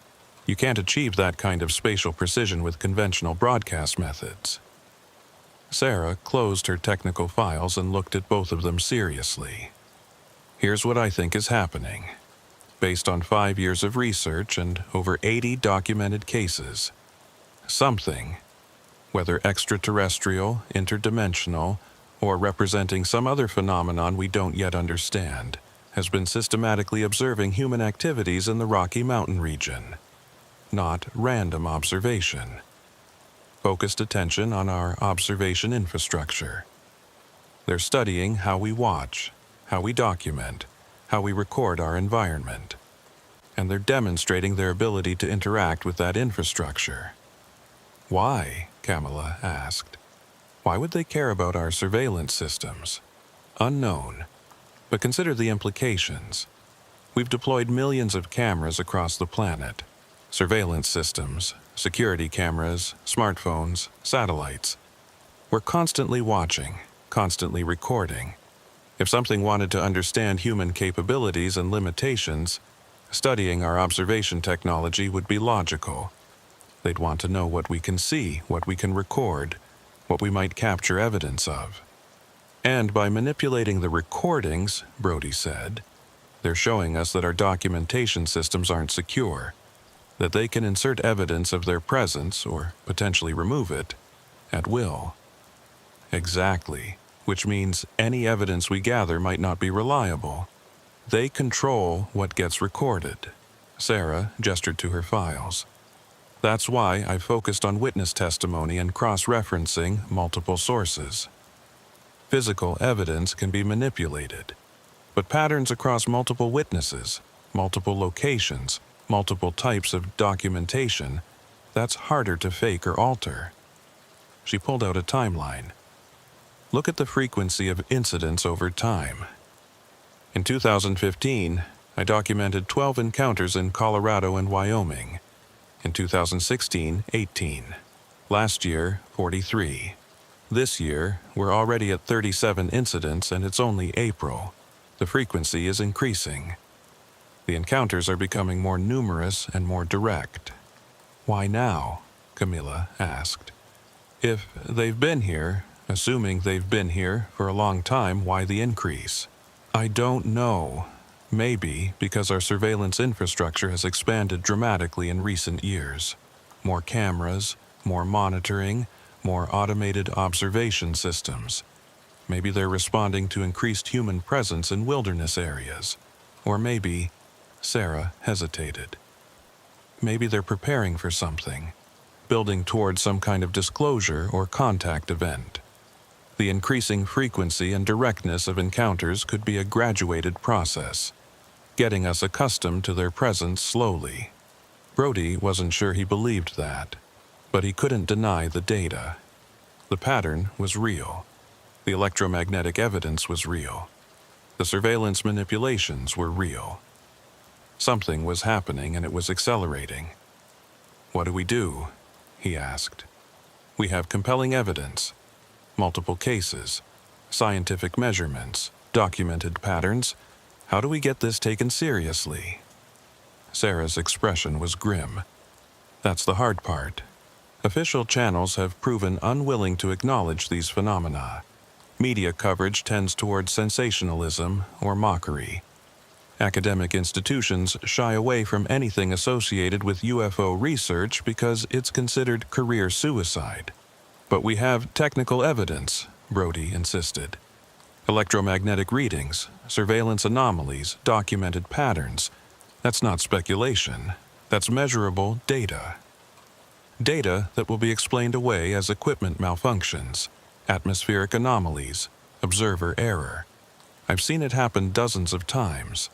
Unless you have evidence so overwhelming that it can't be dismissed, multiple witnesses, perfect documentation, mainstream media attention, the official position remains unchanged. Camilla stood and walked to the window. So we just keep documenting, keep collecting evidence that gets filed away and ignored? For now, yes. But things are changing. More witnesses are coming forward. More evidence is accumulating. Social media makes it harder to suppress information completely. Eventually, the weight of evidence will become undeniable. Sarah pulled up her database. I've been sharing information with other researchers, people investigating similar phenomena in other regions. The pattern isn't unique to Colorado. Similar incidents are being documented in the Pacific Northwest, the Southwest, parts of Canada. It's a widespread phenomenon. How widespread? Brody asked. Global, but concentrated in specific regions, mountainous areas, wilderness zones, places with limited human habitation but significant observation infrastructure. And the pattern is consistent worldwide. Visual phenomena, electromagnetic anomalies, surveillance manipulation. Whatever this is, it's operating on a large scale. She brought up a world map with hundreds of pins. These are documented cases from the past decade. Different researchers, different methodologies, but the underlying pattern is the same. Something is systematically interacting with human observation systems across the planet. Brody felt overwhelmed. What had started as a simple technical investigation, reviewing anomalous camera footage, had expanded into something vastly larger, a global phenomenon, years of documentation, patterns suggesting intentional, systematic interaction with human technology. I need time to process this, he said finally. This is beyond anything I expected. Sarah nodded. Take whatever time you need, but I want to stay in contact. Your technical expertise is valuable. Most researchers in this field aren't familiar with surveillance system architecture. Having someone who can properly analyze the electronic evidence is crucial. And you, she said, turning to Camila, you're in a unique position. You work at a location where encounters have occurred. You can monitor for future incidents, document them properly, collect evidence in real time. If there are more encounters at Estes Ridge, I want to know immediately. Will there be more? Camilla asked. Almost certainly. The pattern suggests that once a location experiences an encounter, subsequent incidents are likely. Whatever's conducting this observation seems to return to specific sites multiple times. They left Sarah's office with more questions than answers. But they also had context. They weren't alone. The Estes Ridge incidents weren't isolated. They were part of something larger, something that had been happening for years, something that multiple researchers across multiple disciplines were trying to understand. Over the following months, Brody and Camila became regular contributors to Sarah's research. Brody provided technical analysis of surveillance systems, helping document electromagnetic signatures and electronic anomalies. Camila monitored Estes Ridge and coordinated with other park rangers who'd experienced unusual phenomena. In June 2020, there was another incident at Estes Ridge. Different ranger, same pattern. Blue lights observed. Surveillance footage showed impossible camera angles. Electromagnetic readings spiked. The ranger contacted Camila, who documented everything and passed the information to Sarah. In August, a fire lookout observer in the San Juan Mountains reported identical experiences. Lights in formation. Electromagnetic interference. Surveillance manipulation. Another case added to the database. By December 2020, Sarah had documented 78 encounters in Colorado alone for the year. The frequency was undeniable. The pattern was consistent. And slowly, very slowly, the information was beginning to reach wider audiences. A journalist in Denver started investigating after hearing about multiple ranger reports. An engineering professor at Colorado School of Mines became interested in the electromagnetic anomaly data. A documentary filmmaker reached out to Sarah about creating a comprehensive film about the phenomenon. The dam was cracking. Not broken yet, but cracks were forming. Information was spreading through channels that official suppression couldn't completely control. In March 2021, something significant happened. A group of hikers captured high-quality video footage of structured lights over Estes Ridge. Multiple witnesses. Clear documentation. The footage went viral online. Within days, it had millions of views. Major news outlets covered the story. Congressional representatives started asking questions. The official response was predictable. Atmospheric phenomena, drones, misidentified aircraft. But the dismissals were less effective than before. Too many people had seen similar things. Too much evidence existed. The official narrative was becoming harder to maintain. That's where things stand now. The Estes Ridge phenomenon continues. Encounters still occur. Evidence keeps accumulating. Researchers like Sarah keep documenting. Witnesses like Camila keep coming forward. Technicians like Brody keep analyzing the data. We don't have complete answers yet. We don't know exactly what these phenomena are, where they originate, or what their ultimate purpose might be. But we know they're real. We know they've been happening for years.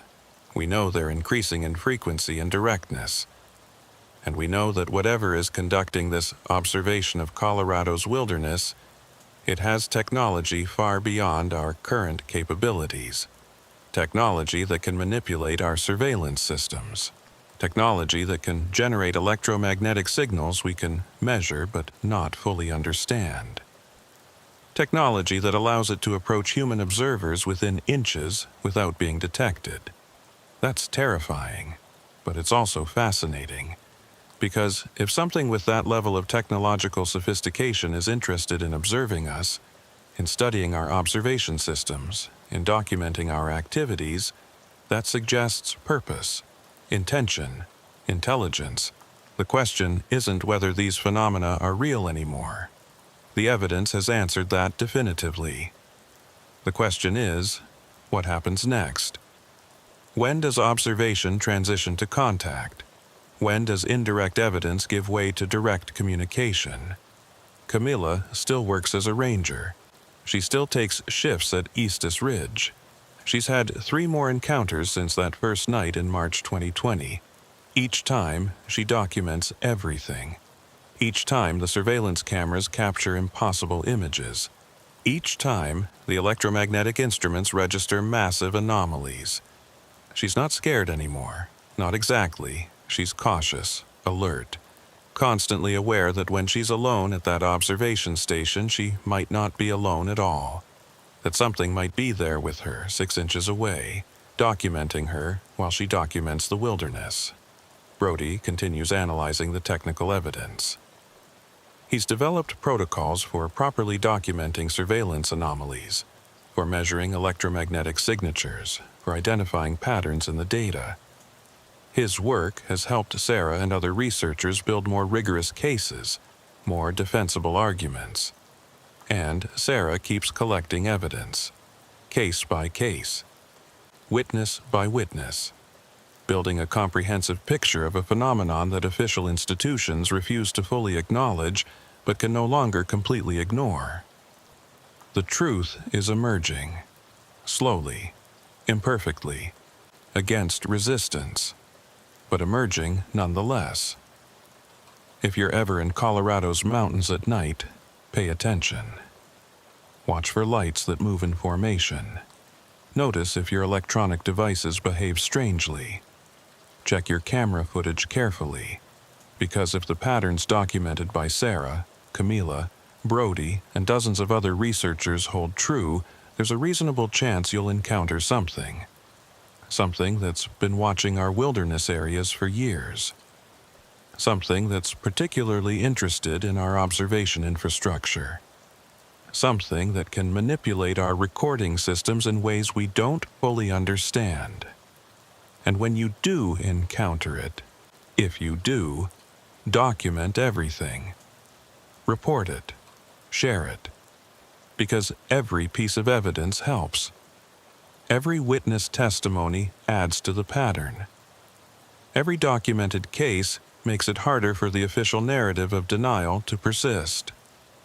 The lights over Estes Ridge aren't going away. The surveillance manipulations continue. The electromagnetic anomalies persist.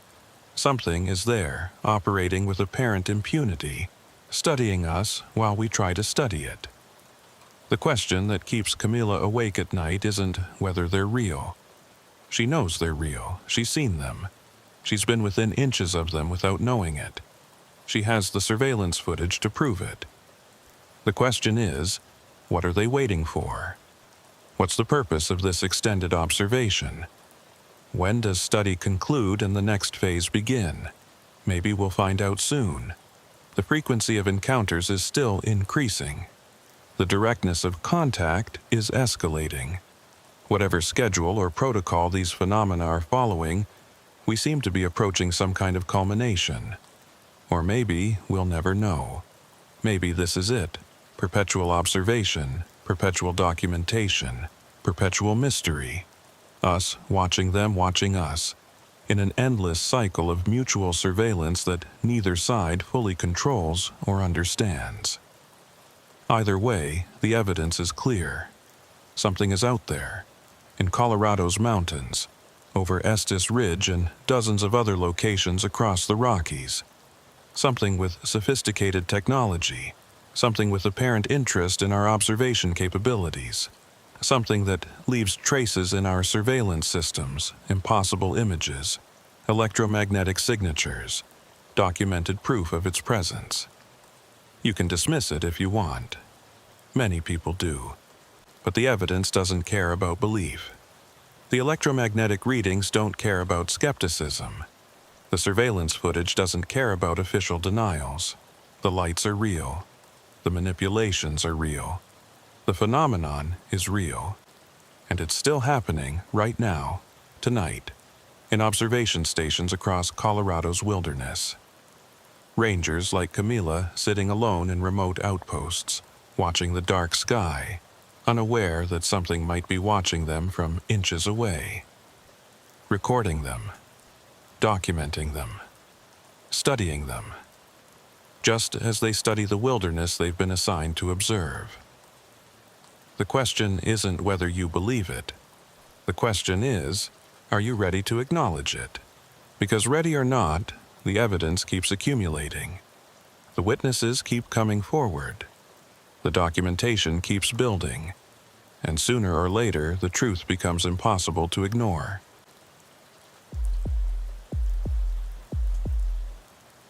You ever wonder who decides what gets documented and what gets buried? In the military, there's a chain of command for information. Reports go up, orders come down. Everything's supposed to be transparent, accountable, recorded. But sometimes, information just disappears. And the people who try to document it find themselves locked out of the very systems they're supposed to use. Commander Iris McAllister learned this the hard way. Iris had been with NORAD, the North American Aerospace Defense Command, for 16 years. She'd worked her way up from junior analyst to senior watch officer, spending thousands of hours monitoring radar screens, tracking aircraft, satellites, missiles, anything that moved through North American airspace. She knew the protocols. She knew the systems. She knew what belonged in the sky and what didn't. On February 19, 2021, at the Telluride Mountain Air Defense Installation, she saw something that didn't belong. The Telluride facility isn't widely known. It's not supposed to be. Officially, it's a weather monitoring station operated by the National Weather Service. Unofficially, it's a military radar installation positioned at 11,200 feet in the San Juan Mountains, tracking airspace across southwestern Colorado and northern New Mexico. The location is strategic, high elevation, unobstructed views, minimal civilian interference. Iris commanded the night shift. 7 personnel, 3 radar operators, 2 communications specialists, 1 systems technician, and 1 security agent. Standard overnight operations meant monitoring routine air traffic, logging scheduled flights, watching for anomalies. Most nights were quiet. Commercial airlines following predictable routes. Occasional military traffic from nearby bases. Weather balloons, satellites. Nothing interesting. Nothing that required command-level attention. February 19th started like any other night shift. Iris arrived at 10 o'clock p.m. for the 10:30 p.m. briefing. Temperature outside was 14 degrees Fahrenheit. Wind gusting to 35 knots. Clear skies. Perfect conditions for radar observation. The facility itself was small. Main operations room with 6 radar consoles and a command station. Communications room with encrypted radio and satellite uplink. Equipment room, break room, and an exterior observation deck that was unusable most of winter due to extreme cold and wind. At 11:47 p.m., Iris was reviewing routine traffic logs when Senior Airman Jessica Park, one of the radar operators, flagged an unusual contact. Commander, I have an unidentified track at bearing 270, range 42 miles, altitude approximately 30,000 feet. No transponder, high velocity, descending rapidly. Iris moved to Park's console. The radar return was clear. Solid contact. Speed indicator showed Mach 2.1, about 1,400 miles per hour. Descent rate approximately 6,000 feet per minute. Those numbers were consistent with military aircraft, but something felt wrong immediately. Any scheduled military traffic in that sector? Iris asked. Negative, Commander. No filed flight plans. No active military exercises. I'm not reading any transponder signal. Iris pulled up the communication logs. No radio contact. No IFF, identification friend or foe, signal. Just a radar return indicating something large and fast, descending toward the mountains southwest of their position. "Get me voice contact," Iris ordered. "Standard intercept protocols." Park opened the emergency frequency. "Unidentified aircraft at bearing 270 40 miles southwest of Telluride. You are in restricted airspace. Identify yourself immediately on this frequency." No response. Iris watched the radar screen. The object continued descending. Altitude 24,000 feet, 20,000, 18,000. Still supersonic. Still no radio contact. Still no transponder. "Try again," Iris said, her voice calm despite the adrenaline beginning to surge. An unidentified supersonic aircraft descending toward mountainous terrain without communication was an emergency situation. Possible scenarios ran through her mind. Aircraft in distress, military exercise gone wrong, navigation system failure. Unidentified aircraft. This is Telluride Air Defense Installation. You are approaching mountainous terrain at unsafe altitude. Identify yourself and state your intentions immediately. Still no response. The object descended through 15,000 feet, 12,000. It was heading directly toward the San Miguel River Valley, roughly 8 miles west of the facility. At its current rate of descent and forward velocity, impact with terrain was imminent. "Get me Peterson Air Force Base," Iris said sharply. "Possible aircraft emergency in progress." As the communications specialist worked the satellite uplink, Iris kept her eyes locked on the radar screen. The object descended through 10,000 feet, 8,000. Its forward velocity was decreasing, but it was still moving far too fast for a controlled landing. 6,000 feet, 4,000. "Commander, I'm reading." Park stopped mid-sentence, staring at her console. "Commander, the contact just stopped." "Stopped?" "Altitude 4,200 feet. Velocity 0. It's just hovering, stationary." Iris felt cold certainty settle in her chest. Aircraft don't go from supersonic speeds to dead stop instantaneously. The G-forces alone would destroy the aircraft and kill anyone inside. But the radar return was clear. Something was out there, hovering at 4,200 feet above the valley floor, 8 miles from their position. "Confirm your readings," Iris said. Park ran diagnostics. Radar is functioning normally, no system errors. Contact remains stationary, no movement. Visual confirmation. Get me eyes on that location. The facility had external cameras, primarily used for weather observation and perimeter security. One camera was mounted on a motorized platform on the observation deck, equipped with telephoto lens and infrared capability. Sergeant Liam Carver, the overnight security agent, controlled the camera system. "Carver, pan camera 3 to bearing 270. Target is 8 miles out, altitude approximately 4,000 feet above valley floor." "Copy that, Commander." Carver's hands moved across the camera controls. On the monitor at his station, the exterior view shifted. Dark mountains silhouetted against slightly less dark sky. The infrared filter activated, turning the view into shades of gray. "I have visual reference to the valley. Scanning for target." Iris moved to stand behind Carver's station. The camera slowly panned across the mountain landscape. Nothing visible except terrain. No lights. No obvious aircraft. Just empty darkness. "There," Carver said suddenly, stopping the pan. "Center of frame."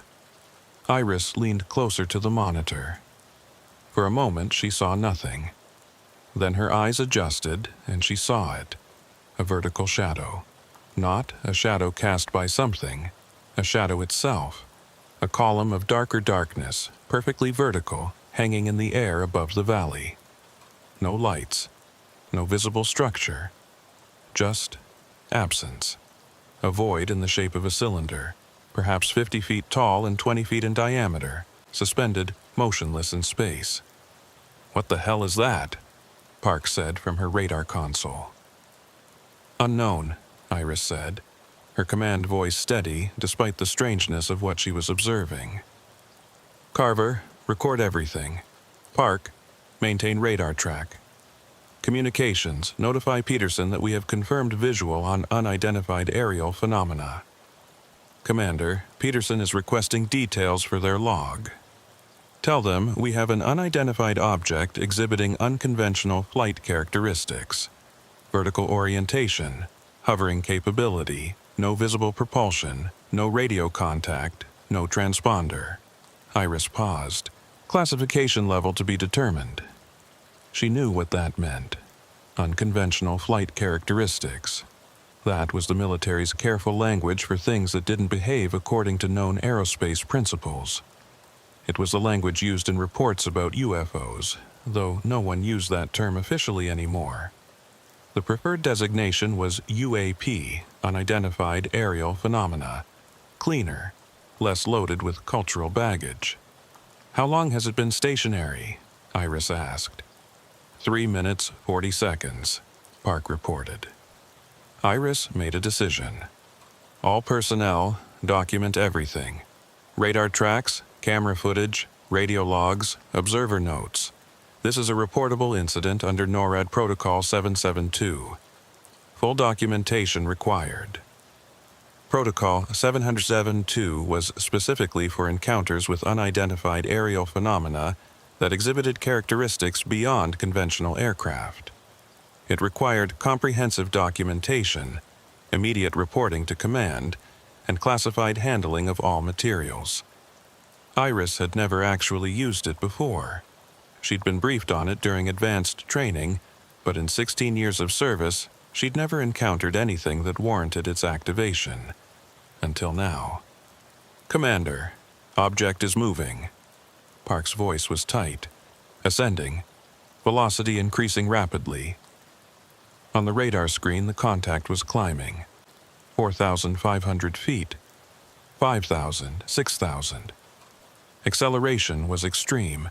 Vertical ascent at rates that would be impossible for any conventional aircraft. "Carver, stay on it with the camera." "Trying, Commander. It's moving too fast." The camera view was panning upward, but the vertical shadow was already disappearing from frame. Lost visual contact. On radar, the object continued ascending. 10,000 feet, 15,000, 20,000, speed increasing. Mach 1, Mach 2, Mach 3. Numbers that shouldn't be possible for vertical ascent. Numbers that violated everything Iris understood about aviation and physics. Altitude 40,000 feet, velocity Mach 4.2, contact fading, Park reported. And lost. Contact no longer on scope. The operations room was silent except for the soft hum of electronic equipment. 7 people had just witnessed something that shouldn't exist. Something that had descended at supersonic speeds, stopped instantly, hovered for 4 minutes, then accelerated vertically beyond the capability of any known aircraft. Iris looked at the timestamp. So 4:13 a.m. She made a note in her command log. Unidentified aerial phenomena. Bearing 270, 8 miles from facility. Duration, 4 minutes, 17 seconds. Unconventional flight characteristics confirmed by radar and visual observation. Full documentation in progress. "Carver," she said, "compile all camera footage from the past 30 minutes. Park, pull all radar data from 0345 to 0430. Communications, get me the complete radio log. I want everything backed up and secured before shift end." "Yes, Commander." "And everyone maintains operational security." This incident is classified until reviewed by command. No external communications. No personal recordings. Everything goes through official channels. She saw nods around the room. They understood. This wasn't something you talked about at home or posted on social media. This was a military matter, handled through military protocols. Over the next 2 hours, Iris supervised the documentation process. Radar data was copied to secure drives. Camera footage was transferred to encrypted storage. Radio logs were compiled. Each operator wrote detailed observer statements describing what they'd witnessed. At 06:30 a.m., the day shift arrived. Iris briefed the incoming commander, Major Rodriguez, in private. Gave him the basic facts. Unidentified aerial phenomena, unconventional characteristics, full documentation completed, Protocol 772 activated. Rodriguez listened without interrupting. When Iris finished, he was quiet for a long moment. Then he said, "I'll notify Regional Command. They'll want a full briefing. Probably send investigators. Standard procedure for Protocol 772 activation." "Understood, sir." Good work maintaining operational discipline. This kind of incident can get out of hand quickly if people start talking. You kept it contained. Iris nodded. She'd done her job. Documented the incident, followed protocols, maintained security, everything by the book. She left the facility at 07:15 a.m., exhausted but satisfied that she'd handled the situation professionally. She expected a debriefing within a few days. Probably some follow-up questions from command. Maybe a visit from specialists who investigated these types of incidents. What she didn't expect was what happened when Liam Carver tried to file his report. Liam Carver had been a security agent for 8 years. Air Force Security Forces. 2 tours overseas before being assigned to domestic installations. His job at Telluride was straightforward. Maintain physical security, monitor surveillance systems, respond to any threats or breaches. Most of the time that meant watching camera feeds, doing perimeter checks, and making sure unauthorized personnel didn't access the facility. Boring work, but secure, predictable. Exactly what he'd wanted after years of high-stress deployments. The incident on February 19th was the most interesting thing that had happened on his watch in 3 years at the facility. A genuine, unidentified aerial phenomena. Something he'd actually documented on camera. Something that would go into the official record as verified military encounter with unexplained technology. He'd followed Commander McAllister's orders perfectly. Recorded everything. Backed up the camera footage. Written a detailed observer statement. At the end of his shift, he'd submitted his materials to Commander McAllister, who'd secured them along with everyone else's documentation. Standard procedure then required him to file an individual report in the military's incident database. Not a replacement for the official command report. That was McAllister's responsibility, but a supplemental entry documenting his specific role and observations. Standard practice for any significant incident. Carver went home, slept poorly for a few hours, then sat down at his laptop around 2:00 p.m. to file his report. He logged into the secure military network using his credentials. Navigated to the incident reporting system. Selected New Incident Report and began filling in the required fields. Date: February 19th, 2021. Time: 04:13 a.m. Location: Telluride Mountain Air Defense Installation. Classification: Protocol 772 UAP Encounter. Reporting Officer SS Ajit Liam Carver. He worked through the form systematically. Description of the incident. His specific actions and observations. Technical details of the camera system. Duration of visual contact. Loss of contact due to extreme velocity. Everything documented clearly and professionally. When he finished, he clicked Submit Report to Archive. The system processed for a moment. Then a dialog box appeared. Error. Access denied.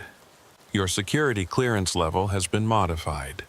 You do not have authorization to file reports under Protocol 772. Contact your commanding officer for clarification. Carver stared at the message. That didn't make sense. His security clearance hadn't changed. He'd had the same clearance level for 4 years. And Protocol 772 reports didn't require special authorization. Any personnel involved in a UAP incident were required to file supplemental reports. That was standard procedure. He tried again. Same error message. He checked his clearance level in the personnel database. Everything showed normal. Secret clearance. Active status. No flags or restrictions. His authorization should be fine. He tried submitting the report to a different database. The general incident log rather than the Protocol 772 specific system. Different error message. Error. Report rejected. Content flagged for security review. Reports containing classified UAP information must be filed through designated channels. Your access to designated channels has been restricted pending review. Carver felt unease settling in his stomach. His access had been restricted? When? By whom? And why hadn't he been notified? He called Commander McAllister. She answered on the third ring, sounding tired. "Commander, this is Carver. I'm trying to file my supplemental report on the February 19th incident, but the system is denying my access. Says my clearance has been modified." There was a pause. "What exactly does it say?" Carver read both error messages verbatim. Another pause, longer this time. "That's strange. I filed my command report this morning without any issues. Let me check something." He heard keyboard typing in the background. "I'm looking at the system now. According to the personnel database, your clearance level is still active and hasn't been modified. That's what I'm seeing too, but the incident reporting system is blocking me. Try accessing Protocol 772 documentation. Just view access, don't try to file anything." Carver navigated to the Protocol 772 archive. Entered his credentials. Access denied. "I'm locked out completely. Can't even view the protocol guidelines." He heard McAllister take a sharp breath.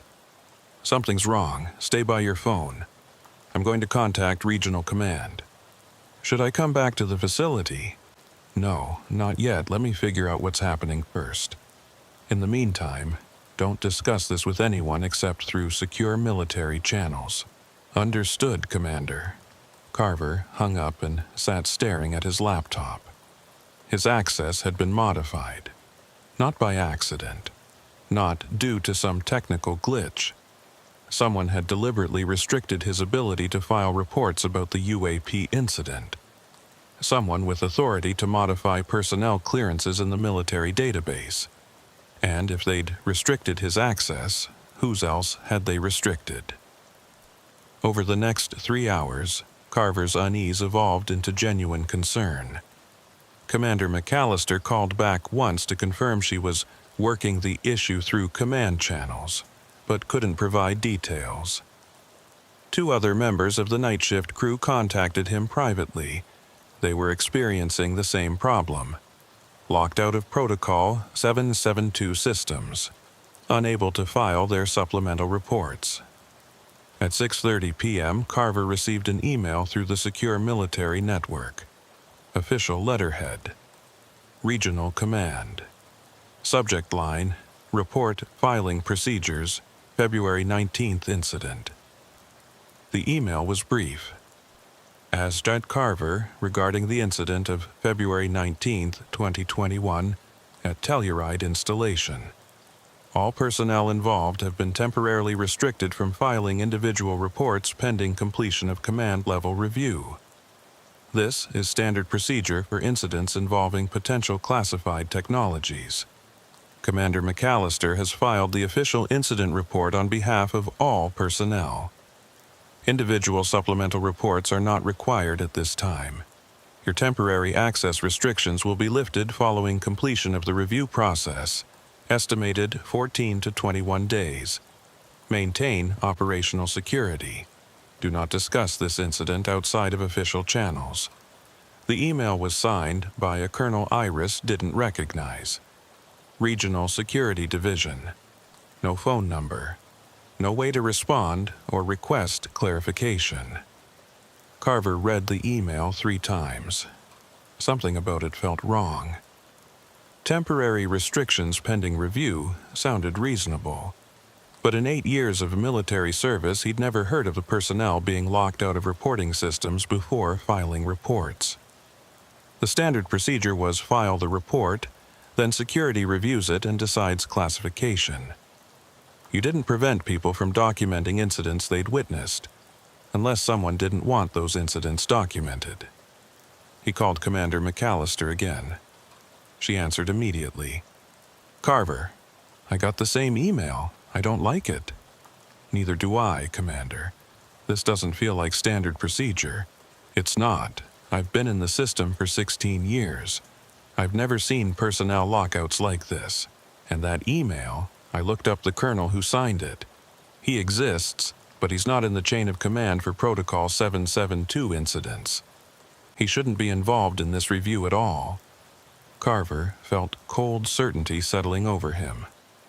They're burying it. Someone's killing the incident before it gets properly documented. I think so too, but I don't understand why. This was a legitimate UAP encounter, multiple witnesses, radar confirmation, video footage, everything documented according to protocol. There's no reason to suppress it. Unless someone doesn't want this particular encounter in the official record. McAllister was silent for a moment. "I filed my command report this morning. It went into the system normally. No restrictions, no flags. I have the confirmation number. The report exists in the database. So they're not blocking your report, just ours. Maybe they think if the individual supplemental reports don't exist, they can later claim my report was based on single observer error. Reduces the credibility, makes it easier to dismiss." That logic made sense in a disturbing way. One commander reporting unusual phenomena could be written off as misidentification or system malfunction. But 7 personnel, radar operators, communications specialists, security agent, all filing consistent reports, that was much harder to dismiss. That created a paper trail of multiple witnesses, all confirming the same observations, unless those supplemental reports never got filed. "What do we do?" Carver asked. "Officially, we comply with the email. We wait for the review to complete. We maintain operational security." "And unofficially?" McAllister hesitated. "Unofficially, I'm documenting everything. Every interaction with command, every email, every phone call, creating a personal record of what's happening. And I'm making backup copies of all the incident materials, radar data, camera footage, observer statements, storing them outside the official system. That's against protocol, Commander." "I know, but so is preventing personnel from filing reports they're required to file. If someone's manipulating the official process, then the official process isn't trustworthy." Carver understood what she was really saying. She was building evidence, creating a record that couldn't be erased or modified by whoever was interfering with the normal reporting procedures. Insurance against institutional cover-up. "I have the original camera footage backed up on a personal drive," Carver said, carefully. "From before I transferred it to official storage. I kept it as a local backup in case the transfer corrupted anything." "Good. Keep it secure. Don't mention it to anyone." They both knew they were crossing lines. Military personnel don't keep personal copies of classified materials. They don't create shadow records outside official channels. These were career-ending actions if discovered. but they were also protecting the integrity of what they'd witnessed, making sure that if the official record got sanitized or buried, proof of what really happened would still exist. Commander, one more thing. The camera footage. When I review it, something looks wrong. Wrong how? The vertical shadow we saw. The object. On the recording, it's less clear than I remember. It's there, but it's faint, almost like the camera didn't capture it as distinctly as we saw it. Cameras have different sensitivity than human eyes, especially in low light. I know, but I've reviewed a lot of footage from that camera system. I know its capabilities. What we saw should have been clearly visible, but on the recording, it's barely detectable. You have to know exactly where to look and what you're looking for. McAllister was quiet. You're saying the visual record is less compelling than what we actually observed. Exactly. Which means, if someone reviews this footage without context, without our observer statements, they might not see anything at all. They might conclude we misidentified shadows or terrain features, making it easier to dismiss the entire incident. Yes, Commander. Another silence. Then McAllister said, "The observer's statements are critical then. They establish what we saw versus what the camera captured. But if our individual statements don't get filed, the only record is my command report. And a single report is easier to dispute. So, by blocking our supplemental reports, they're not just reducing the number of witnesses on record. They're removing the detailed descriptions that would make the incident undeniable. That's my assessment." Carver felt anger rising. He'd served his country for 8 years, followed orders, maintained discipline, done everything asked of him. And now, when he'd witnessed something genuinely significant, something that should be documented and investigated properly, institutional machinery was working to bury it.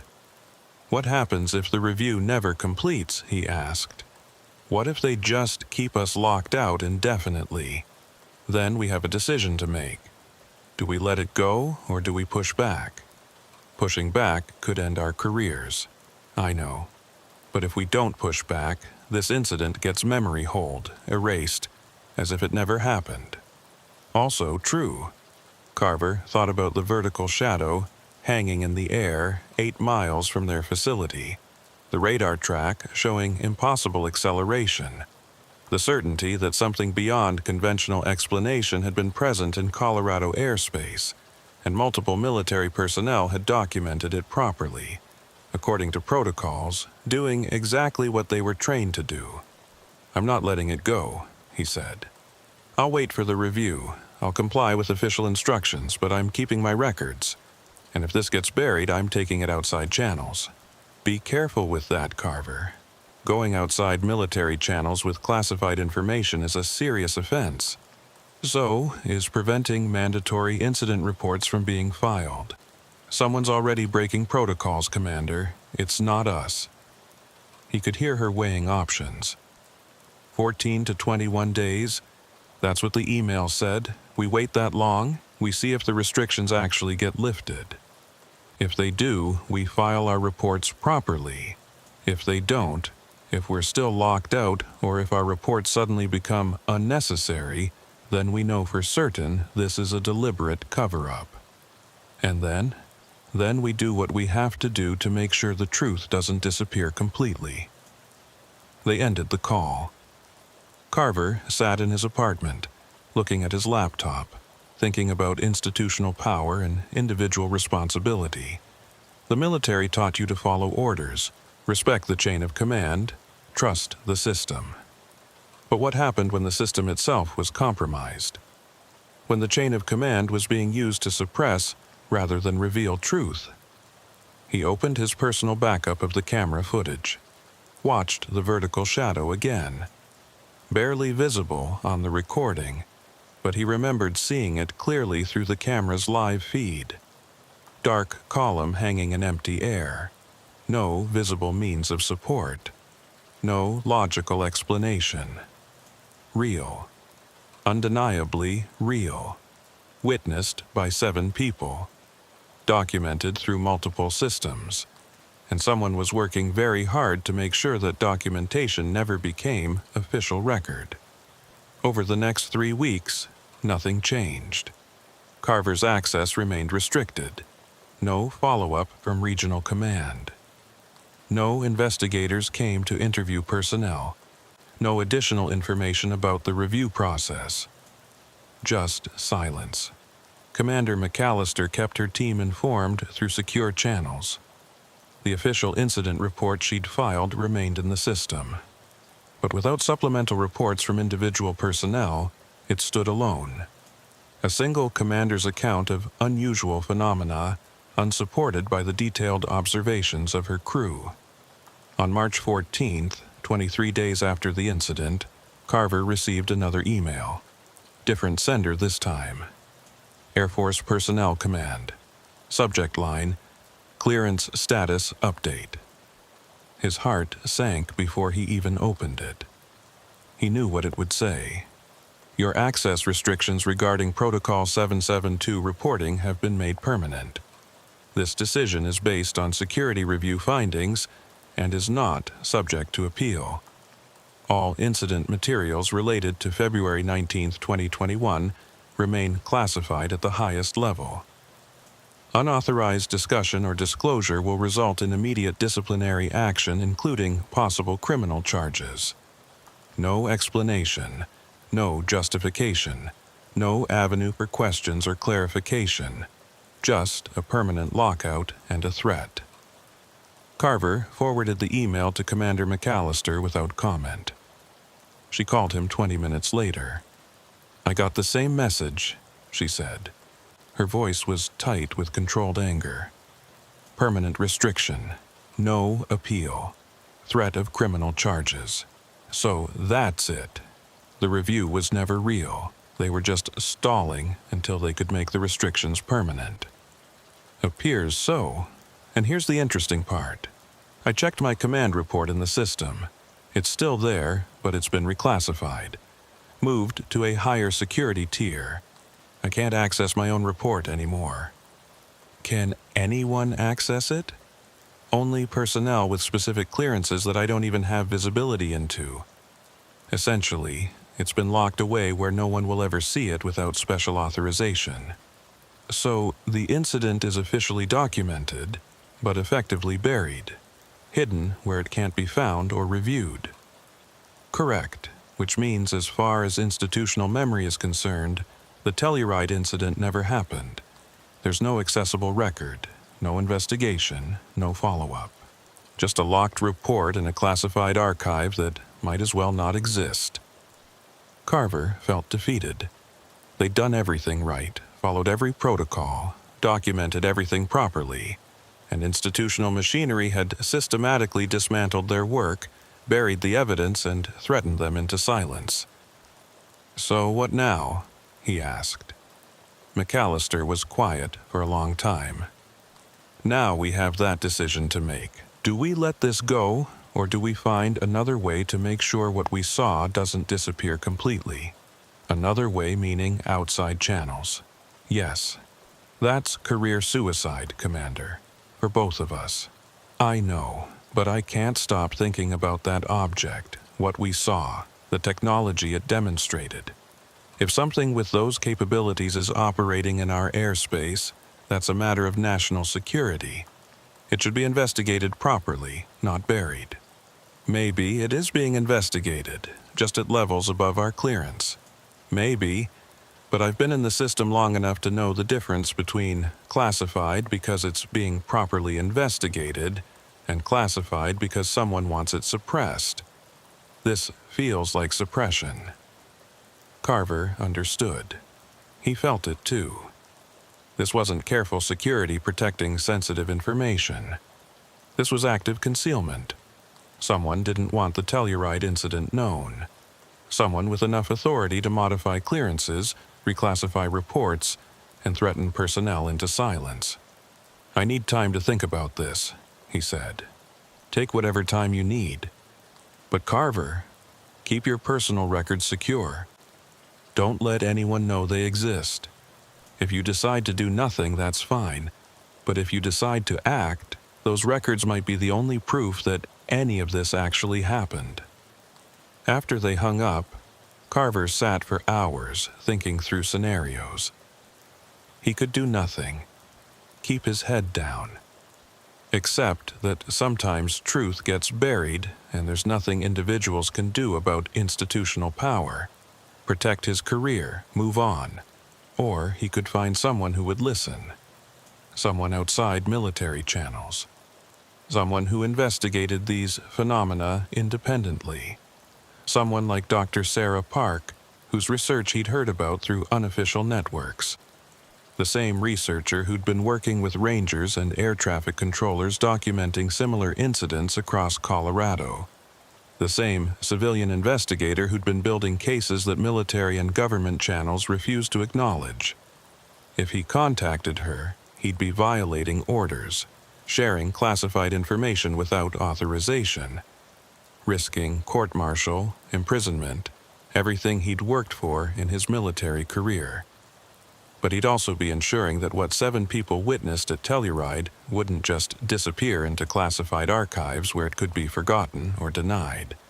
The decision weighed on him. But deep down, Carver already knew what he was going to do. He'd joined the military to serve his country, to protect, to do what was right, and letting truth be buried because it was inconvenient or disturbing to institutional narratives wasn't right. 3 days later, he sent an encrypted email to Dr. Sarah Park. Brief, careful, no specific details.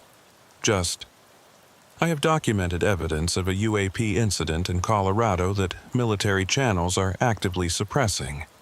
If you're interested in reviewing materials, contact me through secure channels.